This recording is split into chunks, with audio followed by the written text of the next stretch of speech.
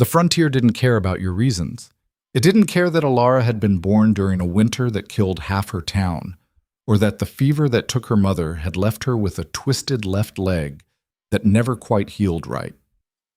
It didn't care that she'd learned to read by candlelight, that she could calculate grain prices faster than most merchants, or that she'd kept her father's general store running for 3 years after his heart gave out. The frontier measured you in different ways. Could you work? Could you bear children? Could you survive a winter that turned men's breath to ice? Elara had answered Marcus Holt's advertisement 6 months ago, seeking respectable woman for marriage. Must be of good character and willing to work. Correspondence, welcome. They'd exchanged 17 letters. He'd written about his lumber business, about the house he was building, about wanting someone educated enough to keep books and manage accounts. She'd been careful, honest about everything except the limp. Some truths, she'd learned, were better revealed in person. People couldn't walk away from you as easily when you were standing right in front of them. She'd been wrong about that. I got work to do, Marcus said, already turning back toward the lumber yard. Stage leaves tomorrow morning. You can sleep in the church tonight. Wait! Elara's voice came out harder than she intended. You wrote about wanting someone educated, someone who could help with the business. I wrote about wanting a wife. I can be both. He looked at her then, really looked, and something in his expression made her wish he hadn't. Not anger, that she could have worked with. This was worse, pity mixed with disgust, like she was something broken he'd ordered by mistake. You lied to me. I told you everything that mattered. You left out the part where you can't walk right. I can walk fine. I've been walking my whole life. Not fine enough. He gestured vaguely at her left side. What happens when you're carrying water or pregnant?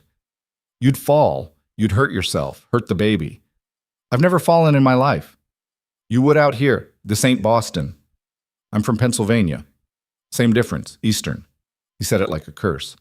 Look, I'm sorry you came all this way, but I can't. He stopped, searched for words that wouldn't make him sound cruel, failed to find them. I need a real wife. The words hung in the air between them.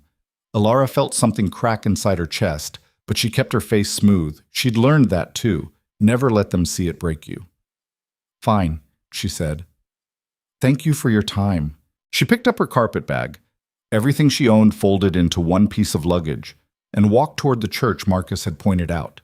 Her leg ached from the stage ride, 3 days of cramped positioning that had left the muscles knotted and angry. She forced herself not to limp more than necessary, forced herself to keep her shoulders back. The church was a rough wooden structure that looked like it had been built in a hurry and never improved. Inside, it smelled of old smoke and mice. A man in a dusty black coat looked up from a Bible that had seen better days. Help you? He asked. Marcus Holt said I could sleep here tonight. I'll be on tomorrow's stage. The Reverend's face shifted into an expression Elara was already learning to hate, understanding mixed with sympathy. The whole town probably knew by now. Word traveled fast in small places. Miss Quinn, isn't it? I'm Reverend Michaels. You're welcome to stay, of course. There's a room in back, not much, but it's clean. Thank you. I'm sorry about Marcus. He's a good man, but he wants a real wife, Elara finished. I understand. She didn't wait for whatever platitude he was forming. The room in back was exactly what he'd promised. Not much, but clean. A narrow bed, a washstand, a window that looked out on nothing but scrub grass and distant mountains. Elara sat on the bed and finally let herself feel it. Not tears. She was past tears. Just a hollow, exhausted rage at the unfairness of it all. She'd sold everything. The store, her father's tools, the house she'd grown up in. She'd used half the money to pay debts he'd left behind and spent the other half on this journey. $2.30 left. Enough to eat for maybe a week if she was careful. Not enough to start over. The stage ticket back east cost $12. Elara opened her carpet bag and pulled out the small wooden box where she kept her important papers. Inside, beneath her parents' marriage certificate and her father's death record, was a bundle of newspaper clippings. Mail-order bride advertisements. She'd cut them out methodically over the past year, organized them by region. Marcus had been number 17. Before him, there had been 16 others she'd written to who never responded. After him, there were still a dozen more. She spread them on the bed and started reading. Wyoming territory. Rancher seeking housekeeper. Must be hardy and reliable. Colorado. Widower with 3 children needs help. Room and board provided. Montana. Businessman requires assistant with education. Marriage possible. Each one a gamble. Each one a chance someone might see past the limp to everything else she could offer. But reading them now, after Marcus's rejection, different words jumped out. Hardy, strong, able-bodied, the unspoken requirements she'd been ignoring. A knock on the door interrupted her thoughts. "Miss Quinn?" Reverend Michael's voice. "There's a woman here to see you." Elara gathered the clippings quickly, shoved them back in the box. "Come in." The door opened to reveal a woman about 40, dressed in practical brown wool with flour dust on her sleeves. She had the kind of face that had been pretty once and was now just tired. "I'm Sarah Chen," she said. "I run the boarding house. Heard you might need supper." It was charity, obviously, but Elara's stomach was empty enough that pride seemed negotiable. "That's kind of you. It's practical. You look like you can pay, and I've got stew going to waste." Sarah's eyes were sharp, assessing. "You can eat in your room or come to the dining room. Fair warning, the dining room means questions, lots of them. This town doesn't get much entertainment." "I'll take the room."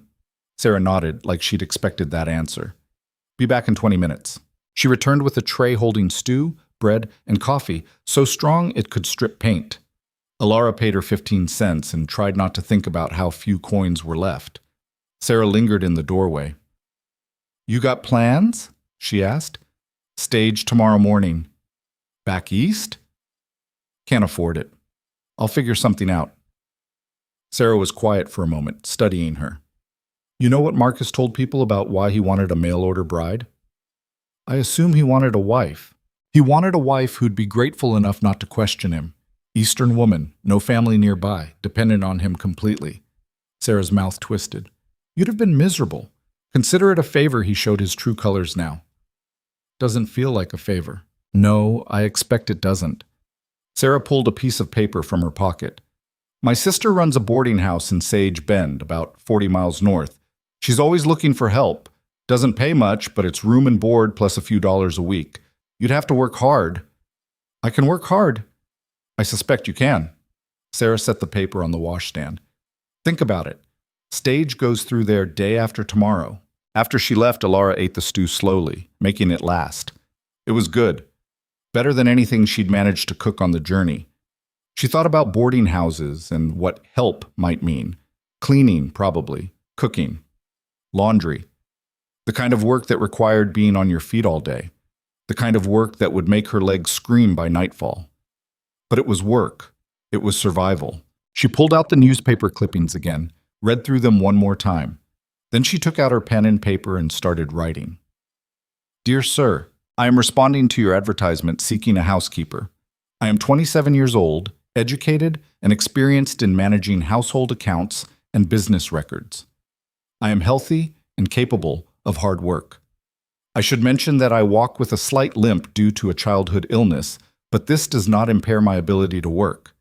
If this is acceptable, I would be grateful for an opportunity to discuss the position further. Respectfully, Elara Quinn." She wrote 3 more letters exactly like it, addressing them to the least specific advertisements. The ones that asked for help rather than wives, for workers rather than brides. Then she sealed them and set them aside for morning. Tomorrow she'd mail them. Tomorrow she'd decide whether to head north to Sarah's sister or south to anywhere cheaper.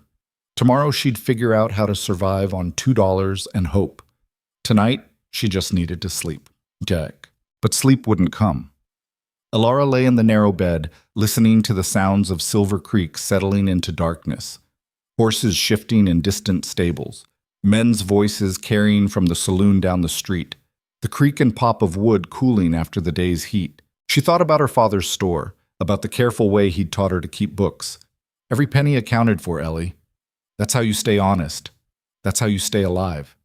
He'd been preparing her, she realized now, for a life he knew she'd have to navigate alone. Most fathers taught their daughters to cook and sew and smile prettily. Hers had taught her mathematics and negotiation and how to spot a man who was trying to cheat you on wholesale prices. "You're too smart for your own good," her aunt had told her once. Men don't like women smarter than them. Then they should try being smarter, her father had replied. He'd been gone 3 years, and she still missed him like a fresh wound. A crash from somewhere outside jerked her back to the present. Shouting, the sound of breaking glass. Probably the saloon. There seemed to be some kind of fight happening. Elara waited for it to quiet down, but instead it seemed to be getting closer. Then her door slammed open. A woman stumbled in, breathing hard, her dress torn at the shoulder. She was young, maybe 19, with dark hair falling loose from its pins and fear written across her face. "Sorry," she gasped. "Sorry, I need to hide, please, just for a minute." "What happened?" "He's drunk. He gets mean when he's drunk. I just need—" Heavy footsteps in the church. A man's voice, slurred and angry. "Jenny, where the hell are you?" The woman, Jenny, pressed herself against the wall beside the door. Elara stood up, her leg protesting the sudden movement. She grabbed her walking stick from where it leaned against the washstand. It was solid oak, heavy enough to do damage if necessary. The footsteps stopped outside her door. "She in there?" the man demanded. Elara positioned herself between the door and Jenny. "There's no one here but me. That's my wife you're hiding." "I'm not hiding anyone. I'm trying to sleep." The door handle rattled. Locked, thank God. Elara had locked it out of habit. "Open this door." "No." "I said open it." "And I said no." Elara kept her voice level, the same tone she'd used with drunk customers who thought they could intimidate her into extending credit. "Your wife isn't here. Go sleep it off." Silence. Then the door shuddered as he kicked it. Once, twice. The wood held, but barely. "You need to leave," Elara said, louder now, "or I'm going to start screaming, and I promise you the Reverend sleeps light." More silence. Elara could hear him breathing on the other side of the door, could almost feel him calculating whether she was bluffing. Finally, he spat. She heard it hit the floor, and walked away, muttering curses. Elara waited until the church's front door slammed before she let herself breathe properly. Behind her, Jenny had slid down the wall, crying quietly into her hands. "Is he gone?" she whispered. "For now." "Thank you. I'm sorry. I didn't mean to—" "It's fine." Elara sat back on the bed, her leg throbbing from the tension. "Are you hurt?" Jenny shook her head. "Not this time. But he'll be worse tomorrow. He always is after he gets like this." "Why don't you leave?" "Leave and go where?" Jenny's laugh was bitter. "I got no family, no money, no skills anyone wants to pay for. At least with Tom, I got a roof and food. Most days, he's tolerable." "Most days isn't good enough." "It's what I got." Jenny wiped her eyes, straightened her dress. "Thank you for not opening the door. Some people would have." "Some people are idiots." That surprised a real laugh out of Jenny. She stood up, tested the hallway, found it empty. "I should go. He'll be passed out by now." "You could stay here." "And have him break down the door in the morning?" "No. Better to go back now. Let him think I was too scared to run far. He'll forget about it by breakfast." She paused at the door. "You the mail order bride Marcus sent back?" Word really did travel fast. "That's me." "His loss. You got spine." Jenny slipped out into the darkness, and Elara was alone again. She didn't sleep much after that. Every sound made her tense, waiting for the door to crash open. But Tom didn't come back, and eventually the night faded into gray pre-dawn light. Elara washed her face in cold water, changed into her one other dress, dark blue, practical, only slightly wrinkled from the carpet bag. She packed everything carefully, leaving out the letters she'd written. The stage didn't leave until 10. She had time to mail them and still make whatever decision she was going to make about Sage Bend. The post office was a corner of the general store, run by a man who looked like he'd been chewing tobacco since birth. He took her letters without comment, weighed them, quoted her a price that ate up another 50 cents of her dwindling funds. "These are going all over," he observed. "Wyoming, Montana, Colorado, Dakota Territory. You hunting something specific?" "Just work." He stamped each letter with more force than seemed necessary. "You know, my wife's cousin runs a laundry in Cheyenne, always needs workers. Pays decent if you don't mind the steam." "Thank you, I'll keep that in mind." She left before he could offer more advice. Outside, Silver Creek was waking up properly. Shops opening, women heading to market, children chasing each other through the dusty streets. Normal life for people who belonged here. Elara felt like a ghost watching from outside her own life. The stage office was next to the saloon. Through the saloon's window, she could see men slumped over tables, sleeping off last night's drinking. One of them was probably Tom. She wondered if Jenny was home nursing bruises or pretending everything was fine. "Help you?" The stage office clerk was a woman, surprisingly, maybe 50, with gray streaking her brown hair and spectacles perched on her nose. "I need to know about routes," Elara said. "What goes through Sage Bend and what heads south?" The woman pulled out a worn schedule book. "Sage Bend, that's the northern run. Goes day after tomorrow, leaves at 8 sharp. Costs $3. More than Elara had. "And south?" "Depends where south. Colorado Springs is $6. Denver's 8, Santa Fe's 12. All impossible. Elara stared at the schedule book, trying to make the numbers work. They wouldn't. Simple math. She had $2 and change. Even if she skipped eating, even if she walked part of the way, she couldn't afford any of it. "What about work?" she asked. "Here, in Silver Creek. Anything available?" The woman's expression shifted into something careful. "You're the mail-order bride." "I was. Now I'm just someone who needs work. There's not much. Sarah Chen might need help at the boarding house, but that's only temporary. Miller's wife just had a baby. She might pay someone to help with laundry. Maybe." The woman studied Elara over her spectacles. "You can read and write, can't you? Marcus's letters mentioned it." "Yes." "How's your arithmetic?" "Better than most." The woman tapped her pen against the schedule book, thinking. "My husband runs freight. Books are a disaster. I keep telling him to hire someone, but he says we can't afford it.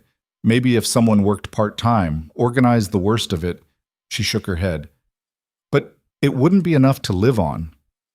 "How much?" $1 a week, maybe. Few hours a day. $1 a week wouldn't even cover food, but it was something. "I'll take it." "You don't even know if he'll agree." "Ask him." The woman studied her for a long moment. Then she smiled just slightly. "All right, I'm Margaret Doyle. My husband's probably at the warehouse. Come on." The warehouse was exactly what it sounded like. A large wooden building filled with crates and barrels and chaos. A man who was probably Margaret's husband was arguing with someone about damaged goods. Margaret waited until he was done, then pulled him aside. "This is Elara Quinn," she said. "She's good with numbers. I want to hire her to sort out your books." Mr. Doyle looked skeptical. "We talked about this. Can't afford—" "Yes, we can. And if we don't get organized soon, we're going to lose track of something important and it'll cost us more than her wages." "Margaret, Frank, look at the books. Really look at them. Can you tell me what we shipped last Tuesday?" He couldn't. Elara could see it in his face. $1 a week, Margaret said firmly. Few hours a day. She can start tomorrow. Frank Doyle turned to Elara, really seeing her for the first time. His gaze caught on her leg, the way she was leaning slightly on her walking stick. She watched him calculate, saw the doubt forming. "I can work," Elara said before he could voice it. "I don't need to stand all day to organize papers and do arithmetic. I just need a chair and a desk. It's not just arithmetic. There's inventory, counting stock. That requires walking. I know, I can walk. I've been walking my whole life. I crossed 3 territories to get here. I promise you, I can handle your warehouse." Something in her tone must have convinced him. Either that or he was too tired to argue with his wife. "Fine. 1-week trial. You don't work out, you're gone." "Fair enough." They shook hands. His grip was cautious, like he expected her to break. She squeezed hard enough to make him blink. $1 a week wasn't enough to live on, but it was a start. Elara thanked them both and left, her mind already calculating. Room and board at Sarah's boarding house would cost at least $3 a week. The laundry work might add another $1 or $2. If she could find enough small jobs, piece them together like a patchwork quilt, it was possible. Barely, but possible. She spent the rest of the morning walking through Silver Creek, introducing herself to every business owner who'd talk to her. The baker didn't need help. The seamstress already had an apprentice. The doctor's wife was politely uninterested, but the school teacher, an exhausted-looking woman named Ruth Harper, mentioned that she could use someone to help grade papers. "I can't pay much," Ruth warned. "Maybe Maybe 50 cents a week. I'll take it. By noon, Elara had assembled a fragile collection of part-time work that might, if she was lucky and careful, add up to enough to survive. It wasn't a future. It wasn't what she'd come here hoping for, but it was better than going back east with nothing.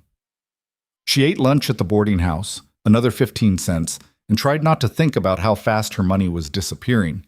Sarah Chen sat down across from her without asking. "Heard you're staying," Sarah said. "Trying to. Room here's $250 a week. That includes breakfast and dinner. You'll have to manage lunch yourself." "I can't afford that yet." "I know. So here's what I'm thinking. You work mornings for me, cooking, cleaning, whatever needs doing. I'll knock your room down to $1.50 and throw in all 3 meals. You can use afternoons for your other jobs." It was charity disguised as business, but Elara was past the point of refusing help that came with dignity attached. "Deal." They shook on it. Sarah's grip was firm, her hands rough with work. "You'll be in room 4. It's small, but it's yours. You can move in this afternoon." "Thank you." "Don't thank me yet. I work my help hard." Elara spent the afternoon moving her single carpet bag from the church to the boarding house. Room 4 was indeed small, barely large enough for a bed, a washstand, and a small desk shoved under the window. But it had a lock on the door and a view of the mountains, and it was hers. She unpacked her few possessions, arranged them carefully in the narrow space. This wasn't what she'd planned. This wasn't the future she'd imagined when she sold her father's store and bought that stage ticket. But it was something. It was survival. And Elara Quinn knew how to survive. The first week ground her down in ways she hadn't expected. The work itself wasn't the problem. She'd worked hard her whole life. But Silver Creek seemed determined to remind her that she didn't belong. At the Doyles' warehouse, freight workers smirked when she asked them to move crates so she could count inventory. At the school, parents picking up their children stared at her limp like it might be contagious. In the boarding house kitchen, Sarah's regular cook made pointed comments about city girls who think they're too good for real work. Elara ignored it all. She showed up early, worked late, and kept her mouth shut except when absolutely necessary. By Friday, she'd organized the Doyles' books well enough that Frank stopped looking skeptical, and Margaret started asking her opinion on billing disputes. By the following Monday, even the warehouse workers had stopped smirking, mostly because she'd caught a discrepancy in their inventory counts that would have cost the company $50. "How'd you spot that?" Frank asked, staring at her careful notations. The numbers didn't match the shipping records.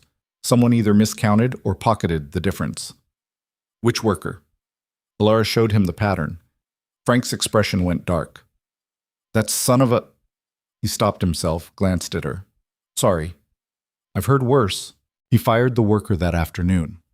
Word spread. By evening, everyone in Silver Creek knew that the crippled mail-order bride had just cost someone his job. Elara braced herself for backlash, but it didn't come.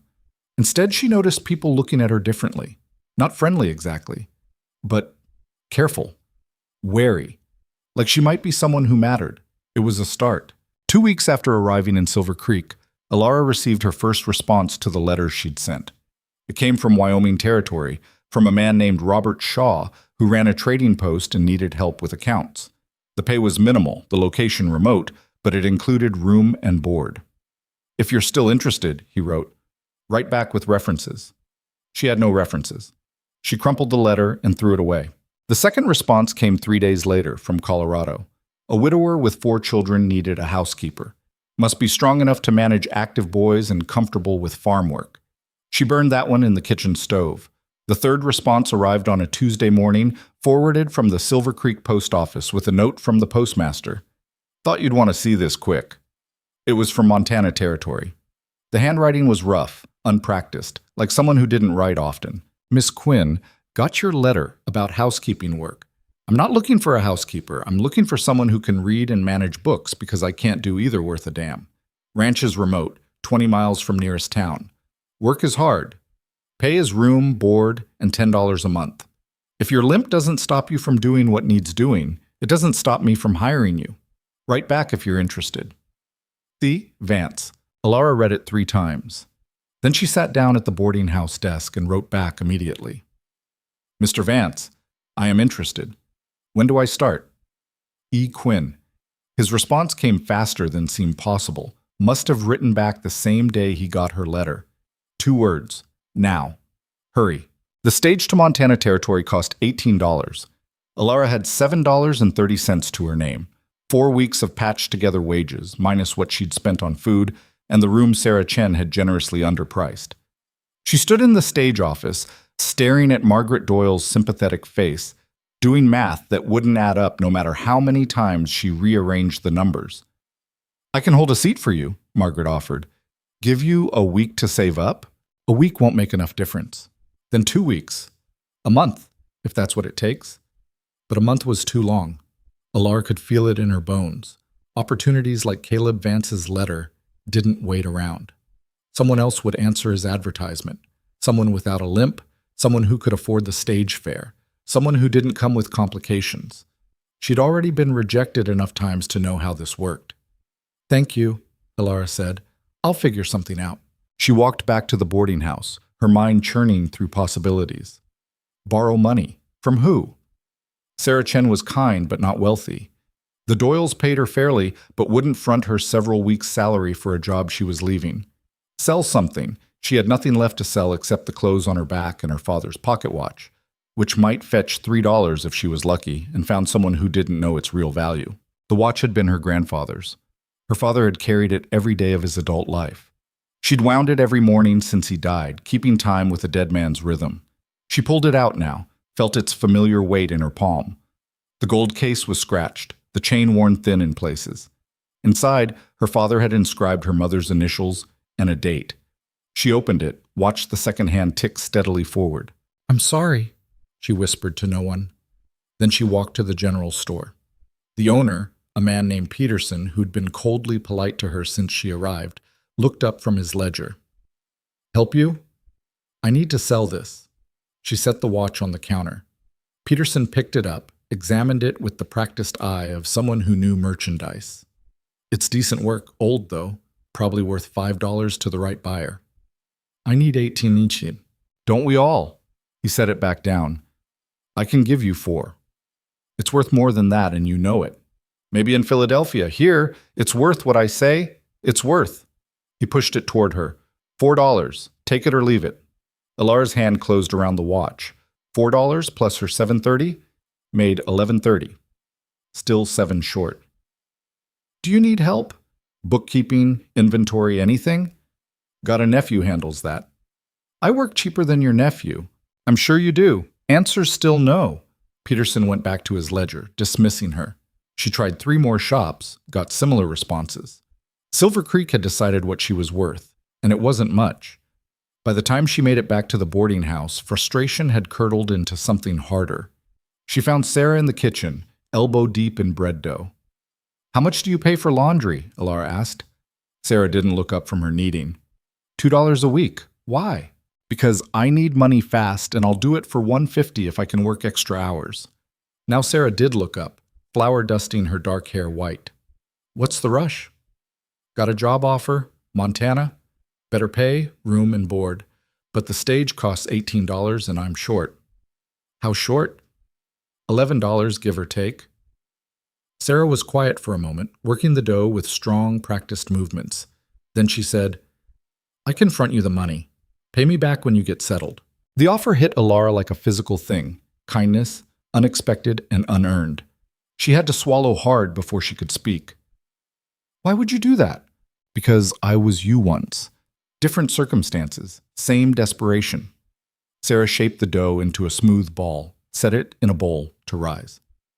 20 years ago, I got off a boat in San Francisco with nothing but the clothes I wore and a baby on my hip. My husband died on the crossing, cholera.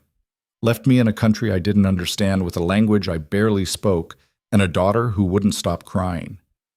Woman named Elizabeth Chen found me sleeping in an alley, took me in, taught me English, helped me find work.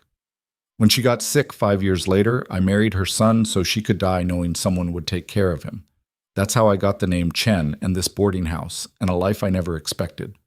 She washed her hands, dried them on her apron. "Elizabeth loaned me money I couldn't pay back for 2 years. I'm just passing it forward. What if I can't pay you back?" "Then you can't. I'll survive." Sarah pulled out a small metal box from a high shelf, counted out bills. $11. "Write me when you're settled and send what you can. When you can. No interest, no deadline. Elara took the money with hands that weren't quite steady. I don't know what to say. Don't say anything. Just don't make me regret it. Sarah's smile took the edge off the words. And maybe don't tell too many people in this town that I'm soft. Bad for business. Your secret's safe. That evening, Elara went back to the stage office and bought her ticket. Margaret marked her down in the schedule book with careful precision. Leaves Thursday morning, 6 o'clock sharp. Don't be late. I won't be. And Elara, good luck. I hope this Vance fellow knows what he's getting. Elara spent her last 2 days in Silver Creek tying up loose ends. She worked her final shifts at the warehouse, the school, the boarding house. Frank Doyle shook her hand and told her she'd done good work. Ruth Harper gave her a book of poetry, inscription inside reading, "For the journey ahead." Even Margaret Doyle seemed sorry to see her go, though she hid it behind brisk efficiency. The night before she left, Jenny found her in the boarding house dining room. She looked better than the last time Elara had seen her. No visible bruises, hair neatly pinned, dress clean and mended, but her eyes still carried that hunted look. "Heard you're leaving," Jenny said. "First thing tomorrow." Tom got arrested last week, drunk and disorderly. They're holding him for 30 days. Jenny sat down across from her, folded her hands on the table. "I'm leaving too. Got a cousin in Oregon who'll take me in. I've been saving every penny I could hide. Got enough for stage fare and a little extra." "Good. I wouldn't have had the courage if I hadn't seen you do it first. Stand up to him, I mean. Stand up to all of it." Jenny's voice dropped lower. "Everyone said you were crazy for staying after Marcus rejected you. Said you should go back east where you belonged. But you didn't. You just kept going. Made them see you different." "I didn't do anything special." "You did, though. You made them respect you. That's not nothing." After Jenny left, Elara sat alone in the empty dining room and thought about respect. She'd spent 4 weeks in Silver Creek being judged, dismissed, and underestimated. She'd worked harder than she'd ever worked in her life just to earn the right to exist in a place that didn't want her. And now she was leaving, heading toward another uncertain situation with another stranger who might look at her limp and change his mind. But this time felt different. Caleb Vance had known about her leg before he sent that letter. He'd said it didn't matter if it didn't stop her from working. Not acceptance exactly, but not rejection either. Something in between, something like pragmatism. She could work with pragmatic. Thursday morning arrived cold and gray, threatening rain. Elara dressed in her sturdiest clothes, packed her carpet bag with the same careful precision she'd used unpacking it a month ago. Everything she owned still fit in one piece of luggage. Some things never changed. Sarah walked her to the stage office, carrying a bundle wrapped in cloth. "Food for the journey," she said. "Nothing fancy, bread, cheese, some dried apples. Should last you a couple days if you're careful." "You've done too much already." "I've done what needed doing. You'd do the same." Sarah pressed the bundle into her hands, then surprised her by pulling her into a brief, fierce hug. "Write me. Let me know you made it." "I will." The stage was already loading when they arrived. Elara climbed aboard, found a spot by the window, arranged her bag and walking stick. 2 other passengers joined her, a salesman with a sample case and a young couple who looked newly married. They all eyed each other with the wary politeness of strangers forced into close quarters. The driver cracked his whip. The stage lurched forward. Silver Creek began to fall away behind them, and Elara watched it shrink into the distance with complicated feelings she didn't bother naming. The town had never wanted her, but it had given her something anyway. A chance to prove she could survive. A chance to prove she was more than what people saw when they looked at her. Whether that would be enough for Montana remained to be seen. The journey took 5 days. 5 days of rattling wheels and aching muscles and meals eaten at rough stage stops, where the food was barely edible and the beds were full of bedbugs. Elara's leg cramped in the confined space, protesting the lack of movement. She stretched it when she could, walked when they stopped, ignored the curious stares of other travelers. On the 3rd day, the newlyweds started asking questions. "Where are you headed?" the wife asked. She was young, maybe 20, with blonde hair and an eager smile. "Montana Territory, place called Bridger Falls. We're going to Helena. My husband has family there." "What's in Bridger Falls?" "A job." "What kind of job?" The husband cut in before Elara could answer. "Mary, leave the lady alone. Not everyone wants to chat." But Mary was undeterred. I'm just being friendly. It's a long trip. We might as well get to know each other. Elara considered several responses, settled on honesty. I'm going to work for a rancher, keep his books, manage accounts, that sort of thing. Oh, that's wonderful. Is he your husband? No. Your brother? A stranger. Mary's eyes went wide. You're going to live with a strange man? Alone? That's the job. But isn't that... Mary looked to her husband for support. He seemed deeply interested in the scenery outside the window. I mean, won't people talk? Let them. The salesman who'd been pretending to nap in the corner opened one eye. She's got spine, I'll give her that. Most women wouldn't dare. Most women have better options, Elara said. Fair point. He sat up properly, pulled out a flask, took a drink. Name's Walter Morris. I sell farm equipment. Been working this territory for 15 years. You want advice about Montana? I'm your man. Is Bridger Falls a real town or just a name on a map? It's real enough. Small, though. Maybe 200 people when everyone's in from the ranches. Got a store, a saloon, a blacksmith. Not much else. Ranches around there run cattle mostly. Hard country. Beautiful, but hard. What about the people? Frontier folk. Keep to themselves mostly. Don't suffer fools, but they'll help a neighbor in trouble. You'll do fine if you work hard and don't expect much socializing. Mary was still stuck on the scandal of it all. But surely this rancher has a wife. Someone to chaperone. Don't know, Elara said. Didn't ask. You should have asked. What if he's some kind of... Mary lowered her voice. Unsavory character? Then I'll deal with it when I get there. Her husband finally intervened.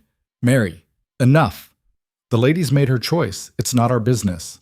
But Mary couldn't let it go. She spent the next 2 days dropping hints about propriety and reputation, always phrased as concern for Elara's welfare.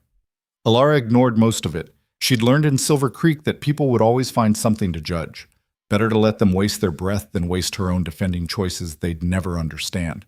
On the 5th day, the landscape began to change.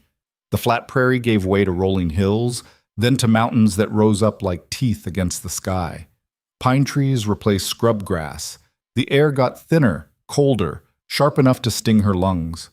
Walter Morris pointed out landmarks, a creek where gold had been found 10 years ago, a pass that was impassable in winter, a meadow where a mail carrier had frozen to death. Cheerful stories, Elara observed. Just giving you the lay of the land. Montana doesn't forgive mistakes. Good thing I don't make many. He laughed. You're going to be fine. The stage stopped in Bridger Falls just before sunset on the 5th day. Elara had expected something small, but the reality was even more sparse than Walter's description. One main street, maybe 10 buildings total, everything built from rough-hewn logs that still oozed sap. Mountains loomed on all sides, making the town feel like it was huddled at the bottom of a bowl. This is it? Mary said, peering out the window. This is where you're staying? No, the ranch is outside town. How far outside? 20 miles, according to the letter. 20 miles? How will you even get there? Good question. Elara climbed down from the stage, grateful to finally stand on solid ground. Her leg had gone nearly numb from 5 days of sitting. She stomped it carefully, feeling pins and needles shoot through the muscle. The stage driver was already unloading luggage. He tossed her carpet bag down with less care than she'd have liked. You being met, miss? I hope so. Because if not, there's a boarding house on the end there. Mrs. Fletcher runs it. She's decent. Thank you. The other passengers climbed down, the newlyweds heading immediately for the building marked Hotel, Walter Morris toward the saloon. Elara stood alone in the dusty street with her carpet bag and her walking stick, watching the sun sink behind the mountains and wondering if Caleb Vance even knew she was arriving today. She'd sent him a telegram from the last big town 3 days ago. Arriving Bridger Falls Thursday evening, E. Quinn. Whether it had reached him was anyone's guess. Mail service out here was spotty at best. A rider approached from the north, silhouetted against the fading light. Elara squinted, trying to make out details. The horse was big, dark, moving at an easy lope. The rider sat straight in the saddle, hat pulled low. As they got closer, she could see he was tall, broad-shouldered, dressed in worn work clothes and a coat that had seen better days. He reined in beside her. You Quinn? Yes. He dismounted. Moved like someone who'd spent more time on horseback than on foot. Up close, she could see he was maybe 40, with dark hair going gray at the temples, and a face that looked like it had been carved from the same granite as the mountains. A scar ran from his left eyebrow to his cheekbone, old and white. His eyes were pale, gray or blue, hard to tell in the dimming light, and they assessed her with the same coolness she'd seen in livestock buyers. "Caleb Vance," he said. "Elara Quinn." They studied each other. Elara saw him clock her limp, saw his gaze move to the walking stick. His expression didn't change, no pity, no disgust, just acknowledgement. "You eat?" he asked. "Not since noon. There's stew at the boarding house. We'll get you fed, then head out." "Tonight? In the dark?" "Moon's full. Road's good. Rather not waste a day." He picked up her carpet bag before she could object. "Come on." The boarding house was exactly what Elara expected. Rough, but clean, run by a tired-looking woman who brightened when she saw Caleb.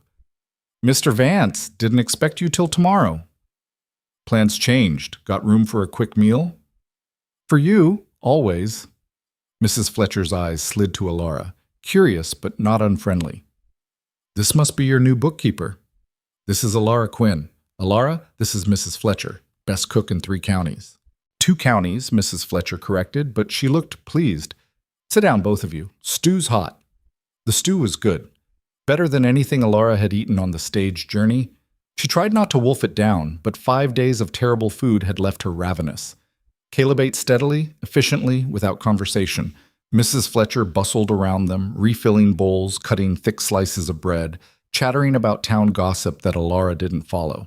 "How's that mare doing?" Mrs. Fletcher asked Caleb. "The one that went lame?" "Better. Might be able to ride her again in a month or so." "And the fence line on the north pasture?" "Still working on it." "You work too hard. You should hire more help." "I'm trying." He glanced at Elara. "That's what she's here for." "Bookkeeping isn't the same as ranch work." "I know, but it's a start." After they ate, Caleb paid Mrs. Fletcher and led Elara back outside. The moon had risen, huge and bright, turning the landscape silver. He helped her into the saddle, a side saddle, she noticed, which meant he'd been expecting her, and tied her bag behind. Then he mounted his own horse and they set off north, leaving Bridger Falls behind. For the first hour, they rode in silence. The road was barely a road, more like a track worn by repeated use, winding through pine forest and across open meadows. The mountains loomed dark against the starlit sky. Night sounds surrounded them, wind in the trees, an owl's distant call, the steady rhythm of hoofbeats. Elara's leg ached from the change in position, but she didn't complain. She focused on the riding, on keeping her seat, on not showing weakness to this taciturn stranger who'd gambled on hiring her sight unseen. Finally, Caleb spoke. "You ride much?" "Some. Not in a few years." "You're doing fine. Most city folk fall off within the first mile." "I'm not from the city." "Where then?" "Pennsylvania. Small town. We had horses." "What happened to them?" "Sold when my father died. Sold everything." He nodded like that made sense. "You got family back there?" "No. You?" "No." More silence. Elara waited for him to elaborate, realized he wasn't going to.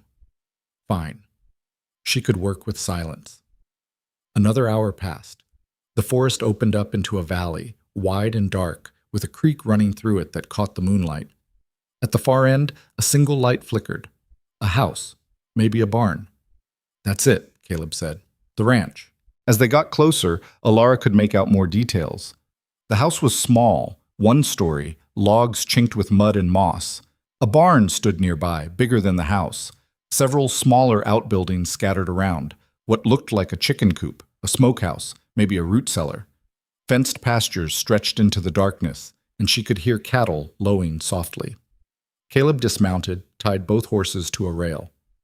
"I'll show you the house, get you settled. Tomorrow we'll go over everything." "Everything?" "The books, the accounts, what needs doing, all of it." He grabbed her bag, started toward the house. "Fair warning, it's a mess. I've been meaning to organize it for months." The house was indeed a mess.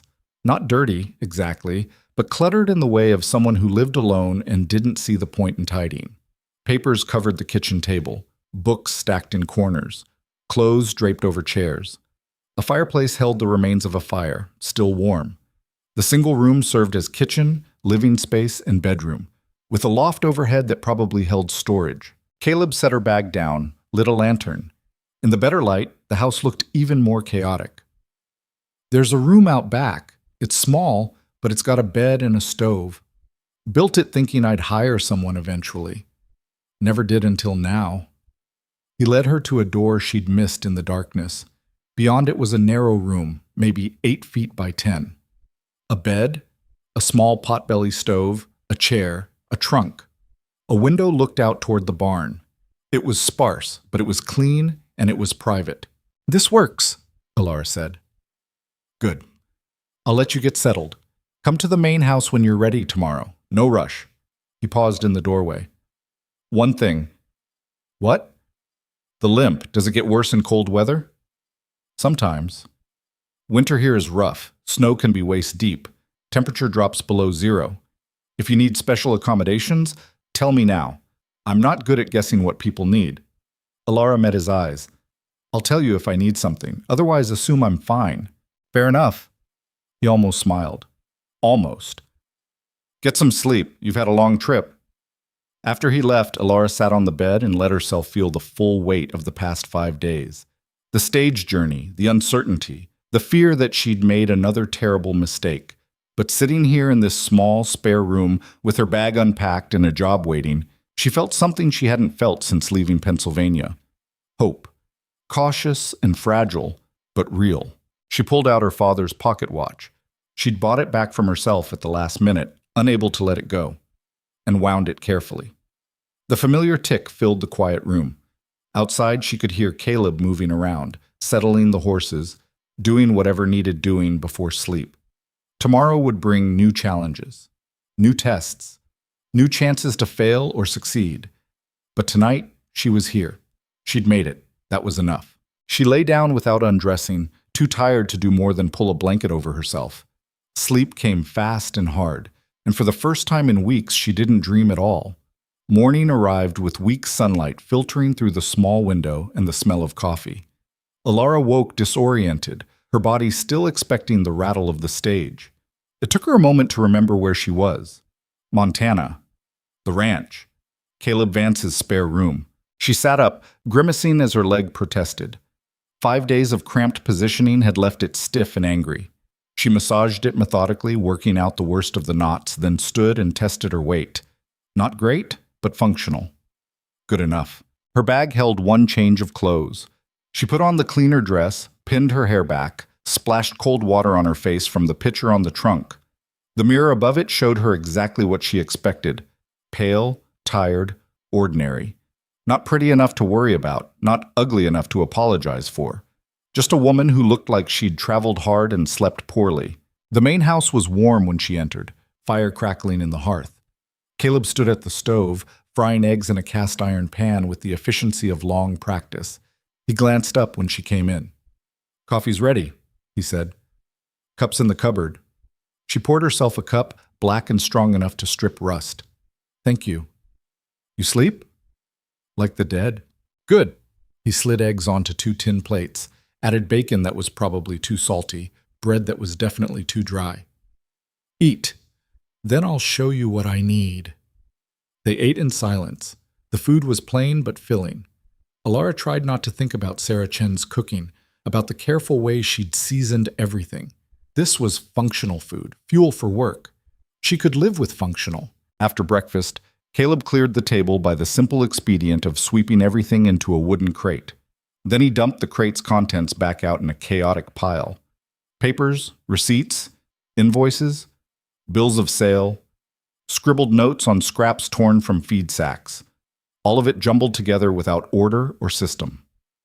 "This," he said, "is 3 years of bookkeeping." Elara stared at the mess. 3 years? Give or take, maybe 4. I lost track. He pulled out a chair for her, sat down across the table. "I can't read well. Never learned proper. I know numbers enough to count stock and make change, but written words," he gestured at the papers, "they just don't stick in my head. So I've been stuffing everything in boxes and hoping it would sort itself out. It won't. I know. That's why you're here. He leaned back, watching her. I need to know what I owe, what people owe me, what I spent, what I made. I need to know if I'm making money or losing it. I need records organized enough that if someone questions a sale or a purchase, I can prove what happened. That's reasonable. And I need it done before winter, because once the snow hits, I won't be able to get to town for weeks at a time. Any problems need to be sorted before then. How long until winter? 6 weeks, maybe 8 if we're lucky. Elara looked at the mountain of paper. 6 weeks to organize 4 years of chaos. It was possible, but barely. I'll need supplies, ledgers, ink, proper paper for records, maybe filing boxes or folders. Make a list. I'll get it next time I'm in town. When's that? Tomorrow. I need to pick up lumber for fence repairs. He stood, grabbed his hat from a peg by the door. You going to be all right here alone? Why wouldn't I be? Some people don't like the isolation. Gets to them. I'll be fine. He studied her for a moment, then nodded. All right, I'll be working on the north fence line if you need me. House is yours. Food's in the pantry. Help yourself. Don't touch the rifle over the mantel unless something's trying to kill you. Understood. After he left, Elara sat alone in the quiet house and looked at the work ahead of her. Then she rolled up her sleeves and started sorting. The first week, Elara barely saw Caleb. He left before dawn and came back after dark, always covered in dirt or sawdust or manure, always exhausted. He'd eat whatever she'd managed to cobble together from the sparse pantry, nod his thanks, and disappear into the loft above the main room where he slept. Sometimes she heard him moving around up there, restless. Mostly she heard nothing at all. She didn't mind the solitude. It gave her space to work without someone hovering, asking questions, expecting conversation. The mess on the table turned out to be worse than she'd anticipated. Receipts with no dates, bills of sale with illegible signatures, notes scrawled in handwriting so bad she had to guess at half the words. Some papers were water damaged, the ink bleeding into abstract shapes. Others had been chewed by mice. She started by sorting everything into rough categories: livestock purchases, feed and supplies, equipment, sales, money owed, money paid. Just getting that much organized took 3 full days. Her back ached from hunching over the table. Her eyes burned from squinting at faded writing. But slowly, patterns began to emerge. Caleb Vance ran cattle, mostly. He also kept chickens, a few pigs, 2 milk cows. He sold beef to the butcher in Bridger Falls, eggs to Mrs. Fletcher's boarding house, occasional horses to buyers passing through. He bought feed in bulk every fall, paid a blacksmith for repairs, owed the general store an amount that kept changing because he couldn't read the invoices well enough to dispute errors. The numbers told a story of a man barely scraping by. Not failing exactly, but not thriving either. He worked himself half to death and had little to show for it except a ranch that needed constant repair and debts that never quite got paid off.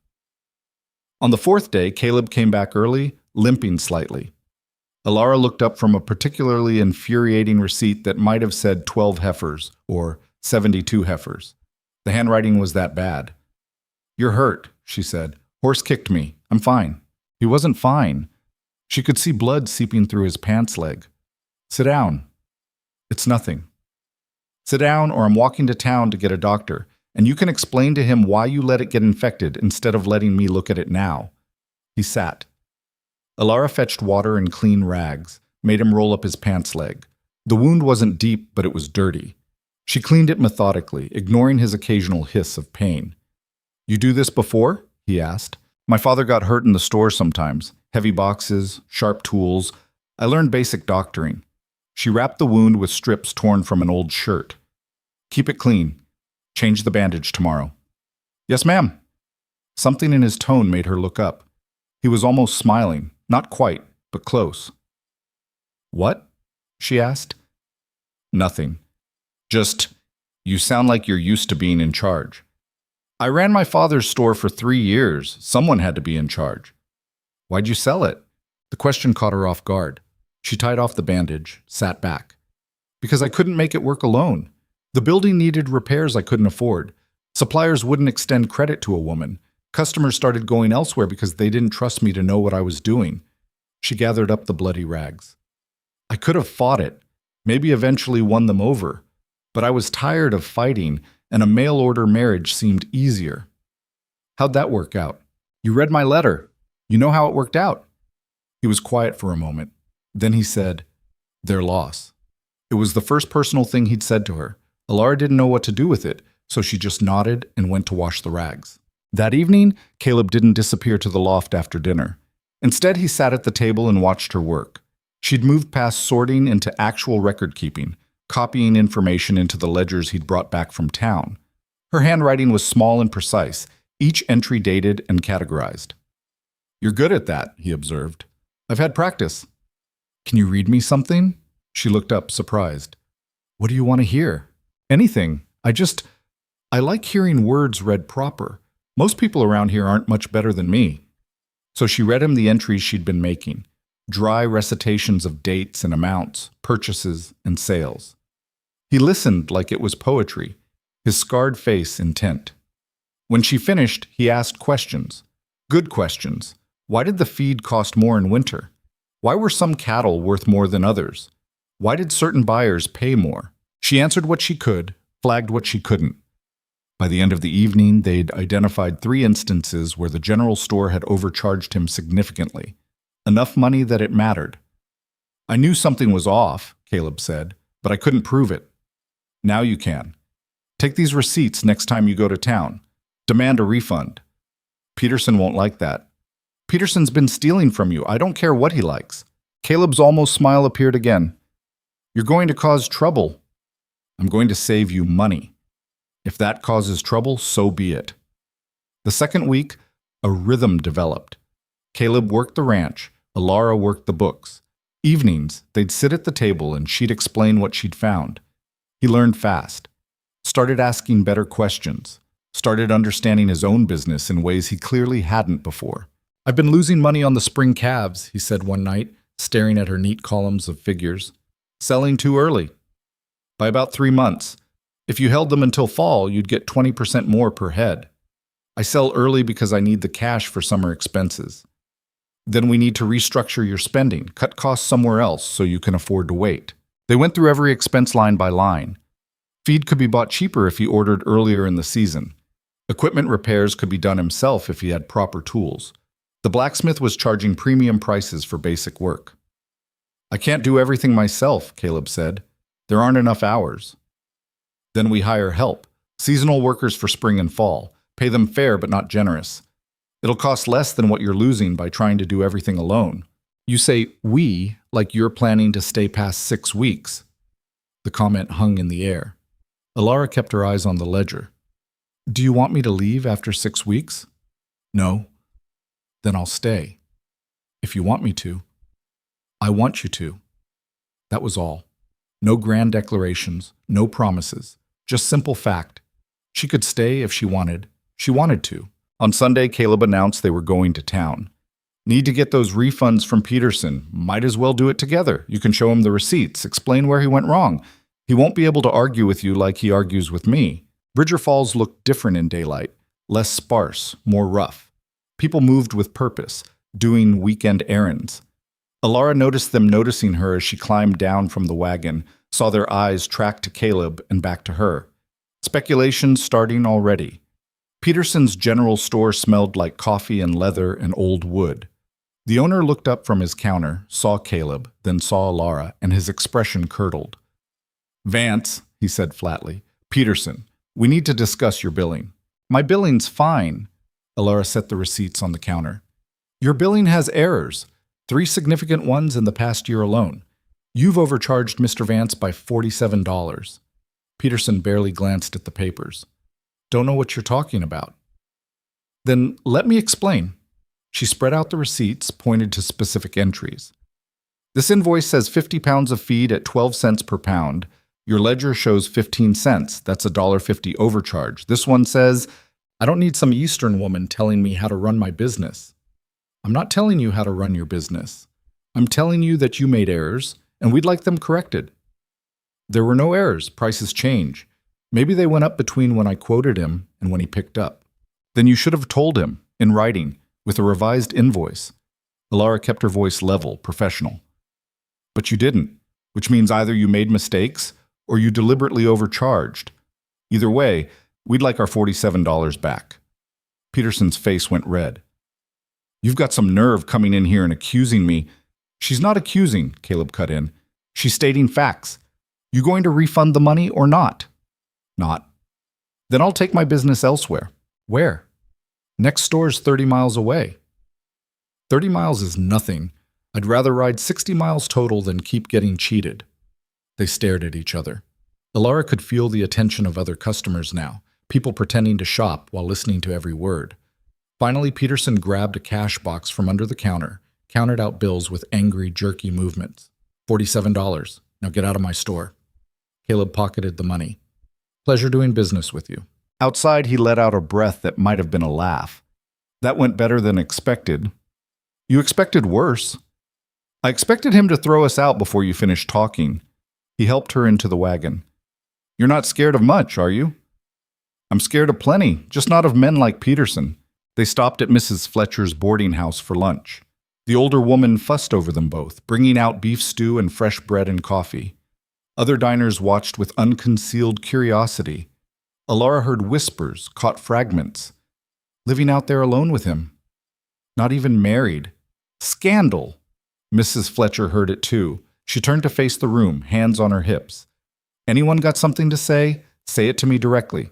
Otherwise, mind your own business and eat your food. Silence. People went back to their meals, chastened. Thank you, Elara said quietly. Don't mention it. People in this town have too much time and too little sense. Mrs. Fletcher refilled their coffee cups. How's the ranch treating you? Good. Busy. And Caleb? He behaving himself? Caleb looked up from his stew. I'm sitting right here.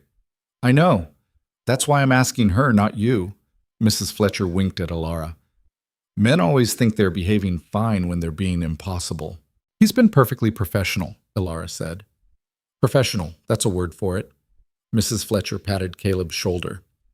You hold on to this one. She's got more sense than the last 3 women who answered ads in this territory. After lunch, they picked up supplies. Caleb paid for everything with cash, including the $47 they'd recovered, and seemed pleased about it.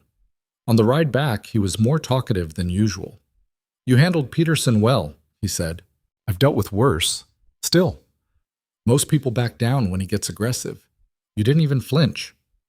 Flinching doesn't solve problems. Staying calm and presenting facts does. He was quiet for a while, guiding the horses around rough patches in the road. Then he said, You're not what I expected.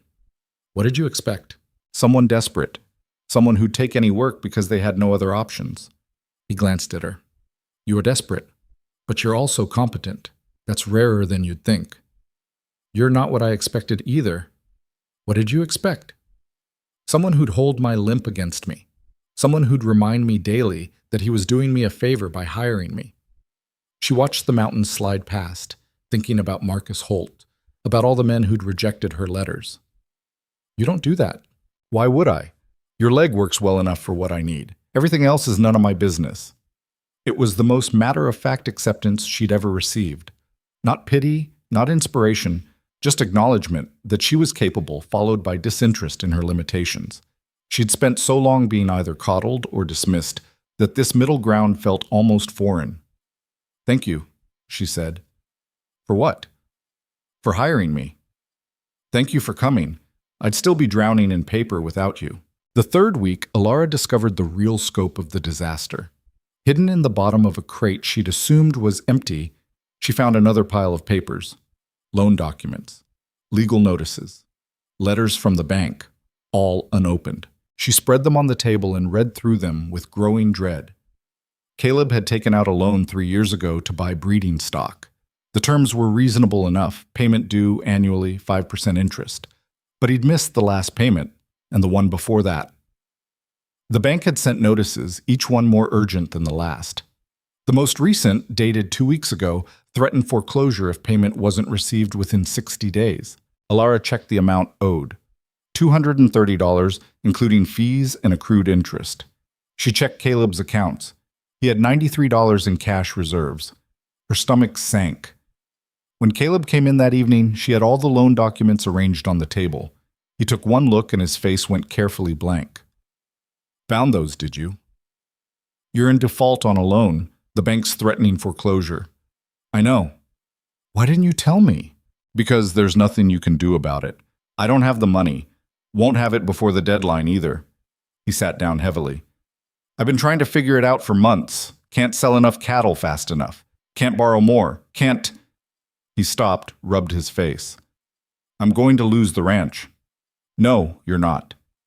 Elara, listen to me. You're not going to lose the ranch because we're going to pay the loan. She pulled out her calculations. You've got $93 in reserves. If we sell the spring calves now instead of waiting, yes, I know we'll get less, but we don't have time to wait. That's another $60. If we sell the 2 milk cows and buy cheaper replacements after we're clear of the debt, that's 40 more. If we sell everything in the barn that you haven't used in over a year, maybe another 20. That's still only 213. I need 230. I have $17. She saw him start to protest, held up a hand. It's a loan. You'll pay me back. With interest if you want. But we're paying the bank. I can't take your money. You're not taking it. I'm investing it in this ranch because I work here, and if the ranch goes under, I lose my job. She met his eyes. We're doing this together or not at all? He stared at her for a long moment. Then he said, You're crazy. Probably. Are we doing it? Yeah, we're doing it. The next 3 weeks were brutal. They sold everything that could be sold. Caleb drove the spring calves to town and took whatever the butcher offered. Elara went through the barn and outbuildings, cataloging anything of value. Tools Caleb never used, scrap metal, old tack, a wagon wheel that needed repair but could be salvaged. They held an impromptu sale, spread word through Bridger Falls that the Vance Ranch was clearing inventory. People came, curious and opportunistic. They lowballed offers, tried to cheat. Elara haggled like her life depended on it, because, in a way, it did.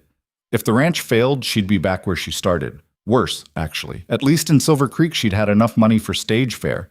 Mrs. Fletcher bought the milk cows at fair price, promised to sell them back at the same rate once the ranch stabilized. Consider it my investment, too, she said. Walter Morris, the salesman from the stage journey, showed up unexpectedly. Heard you were selling. Thought I'd see if you had anything useful. He ended up buying 3 boxes of miscellaneous tools and equipment, paid more than they were worth. Call it a finder's fee. I'll resell these for twice what I'm paying you.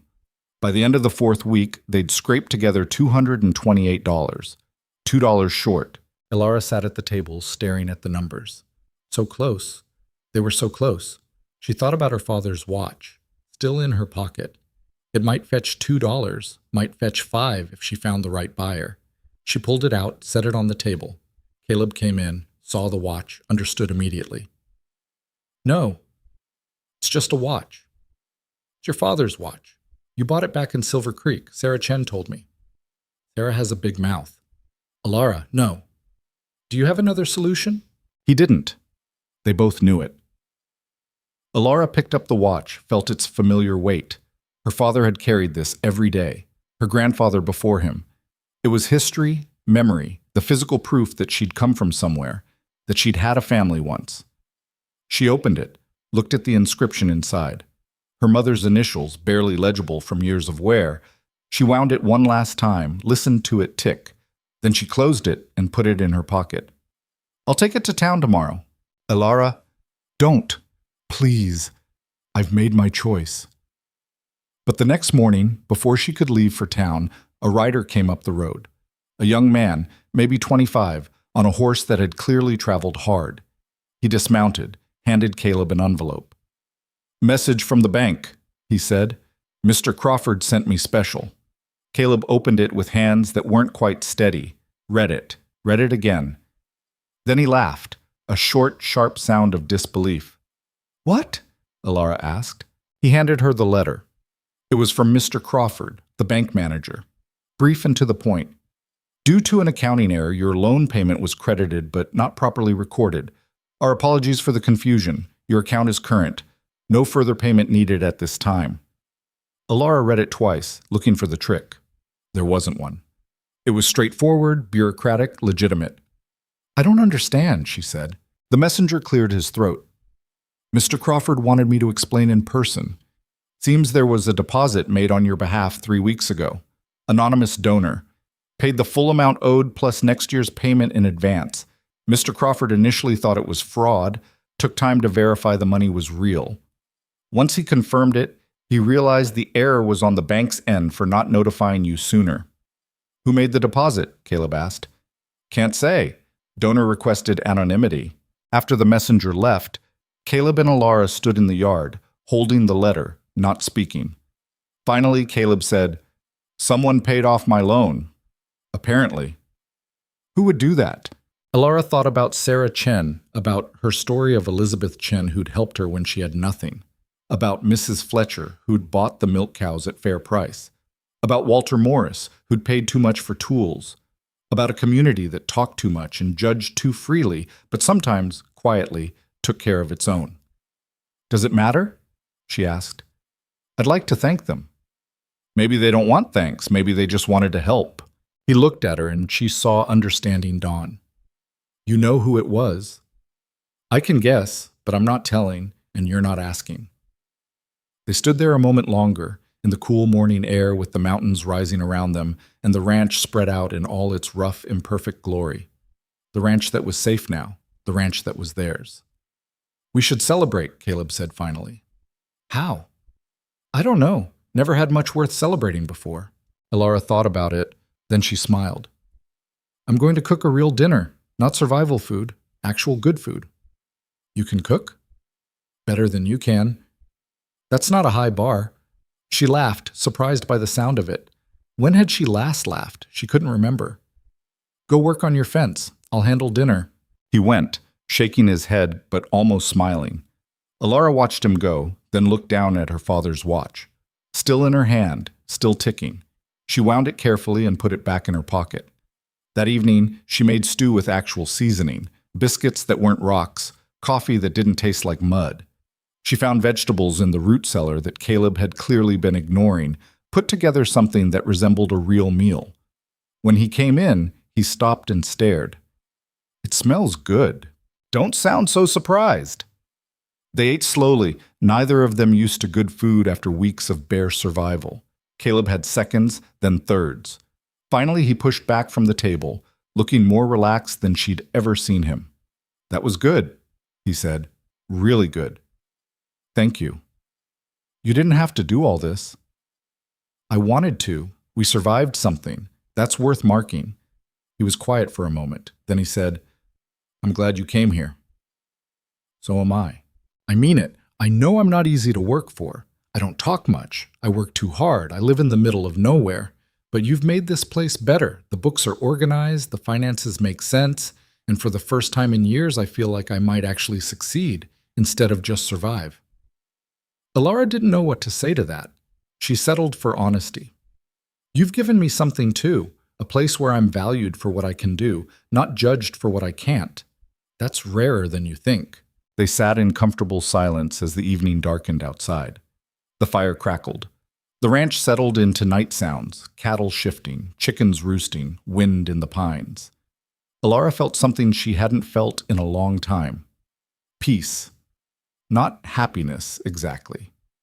Not yet, but the possibility of it.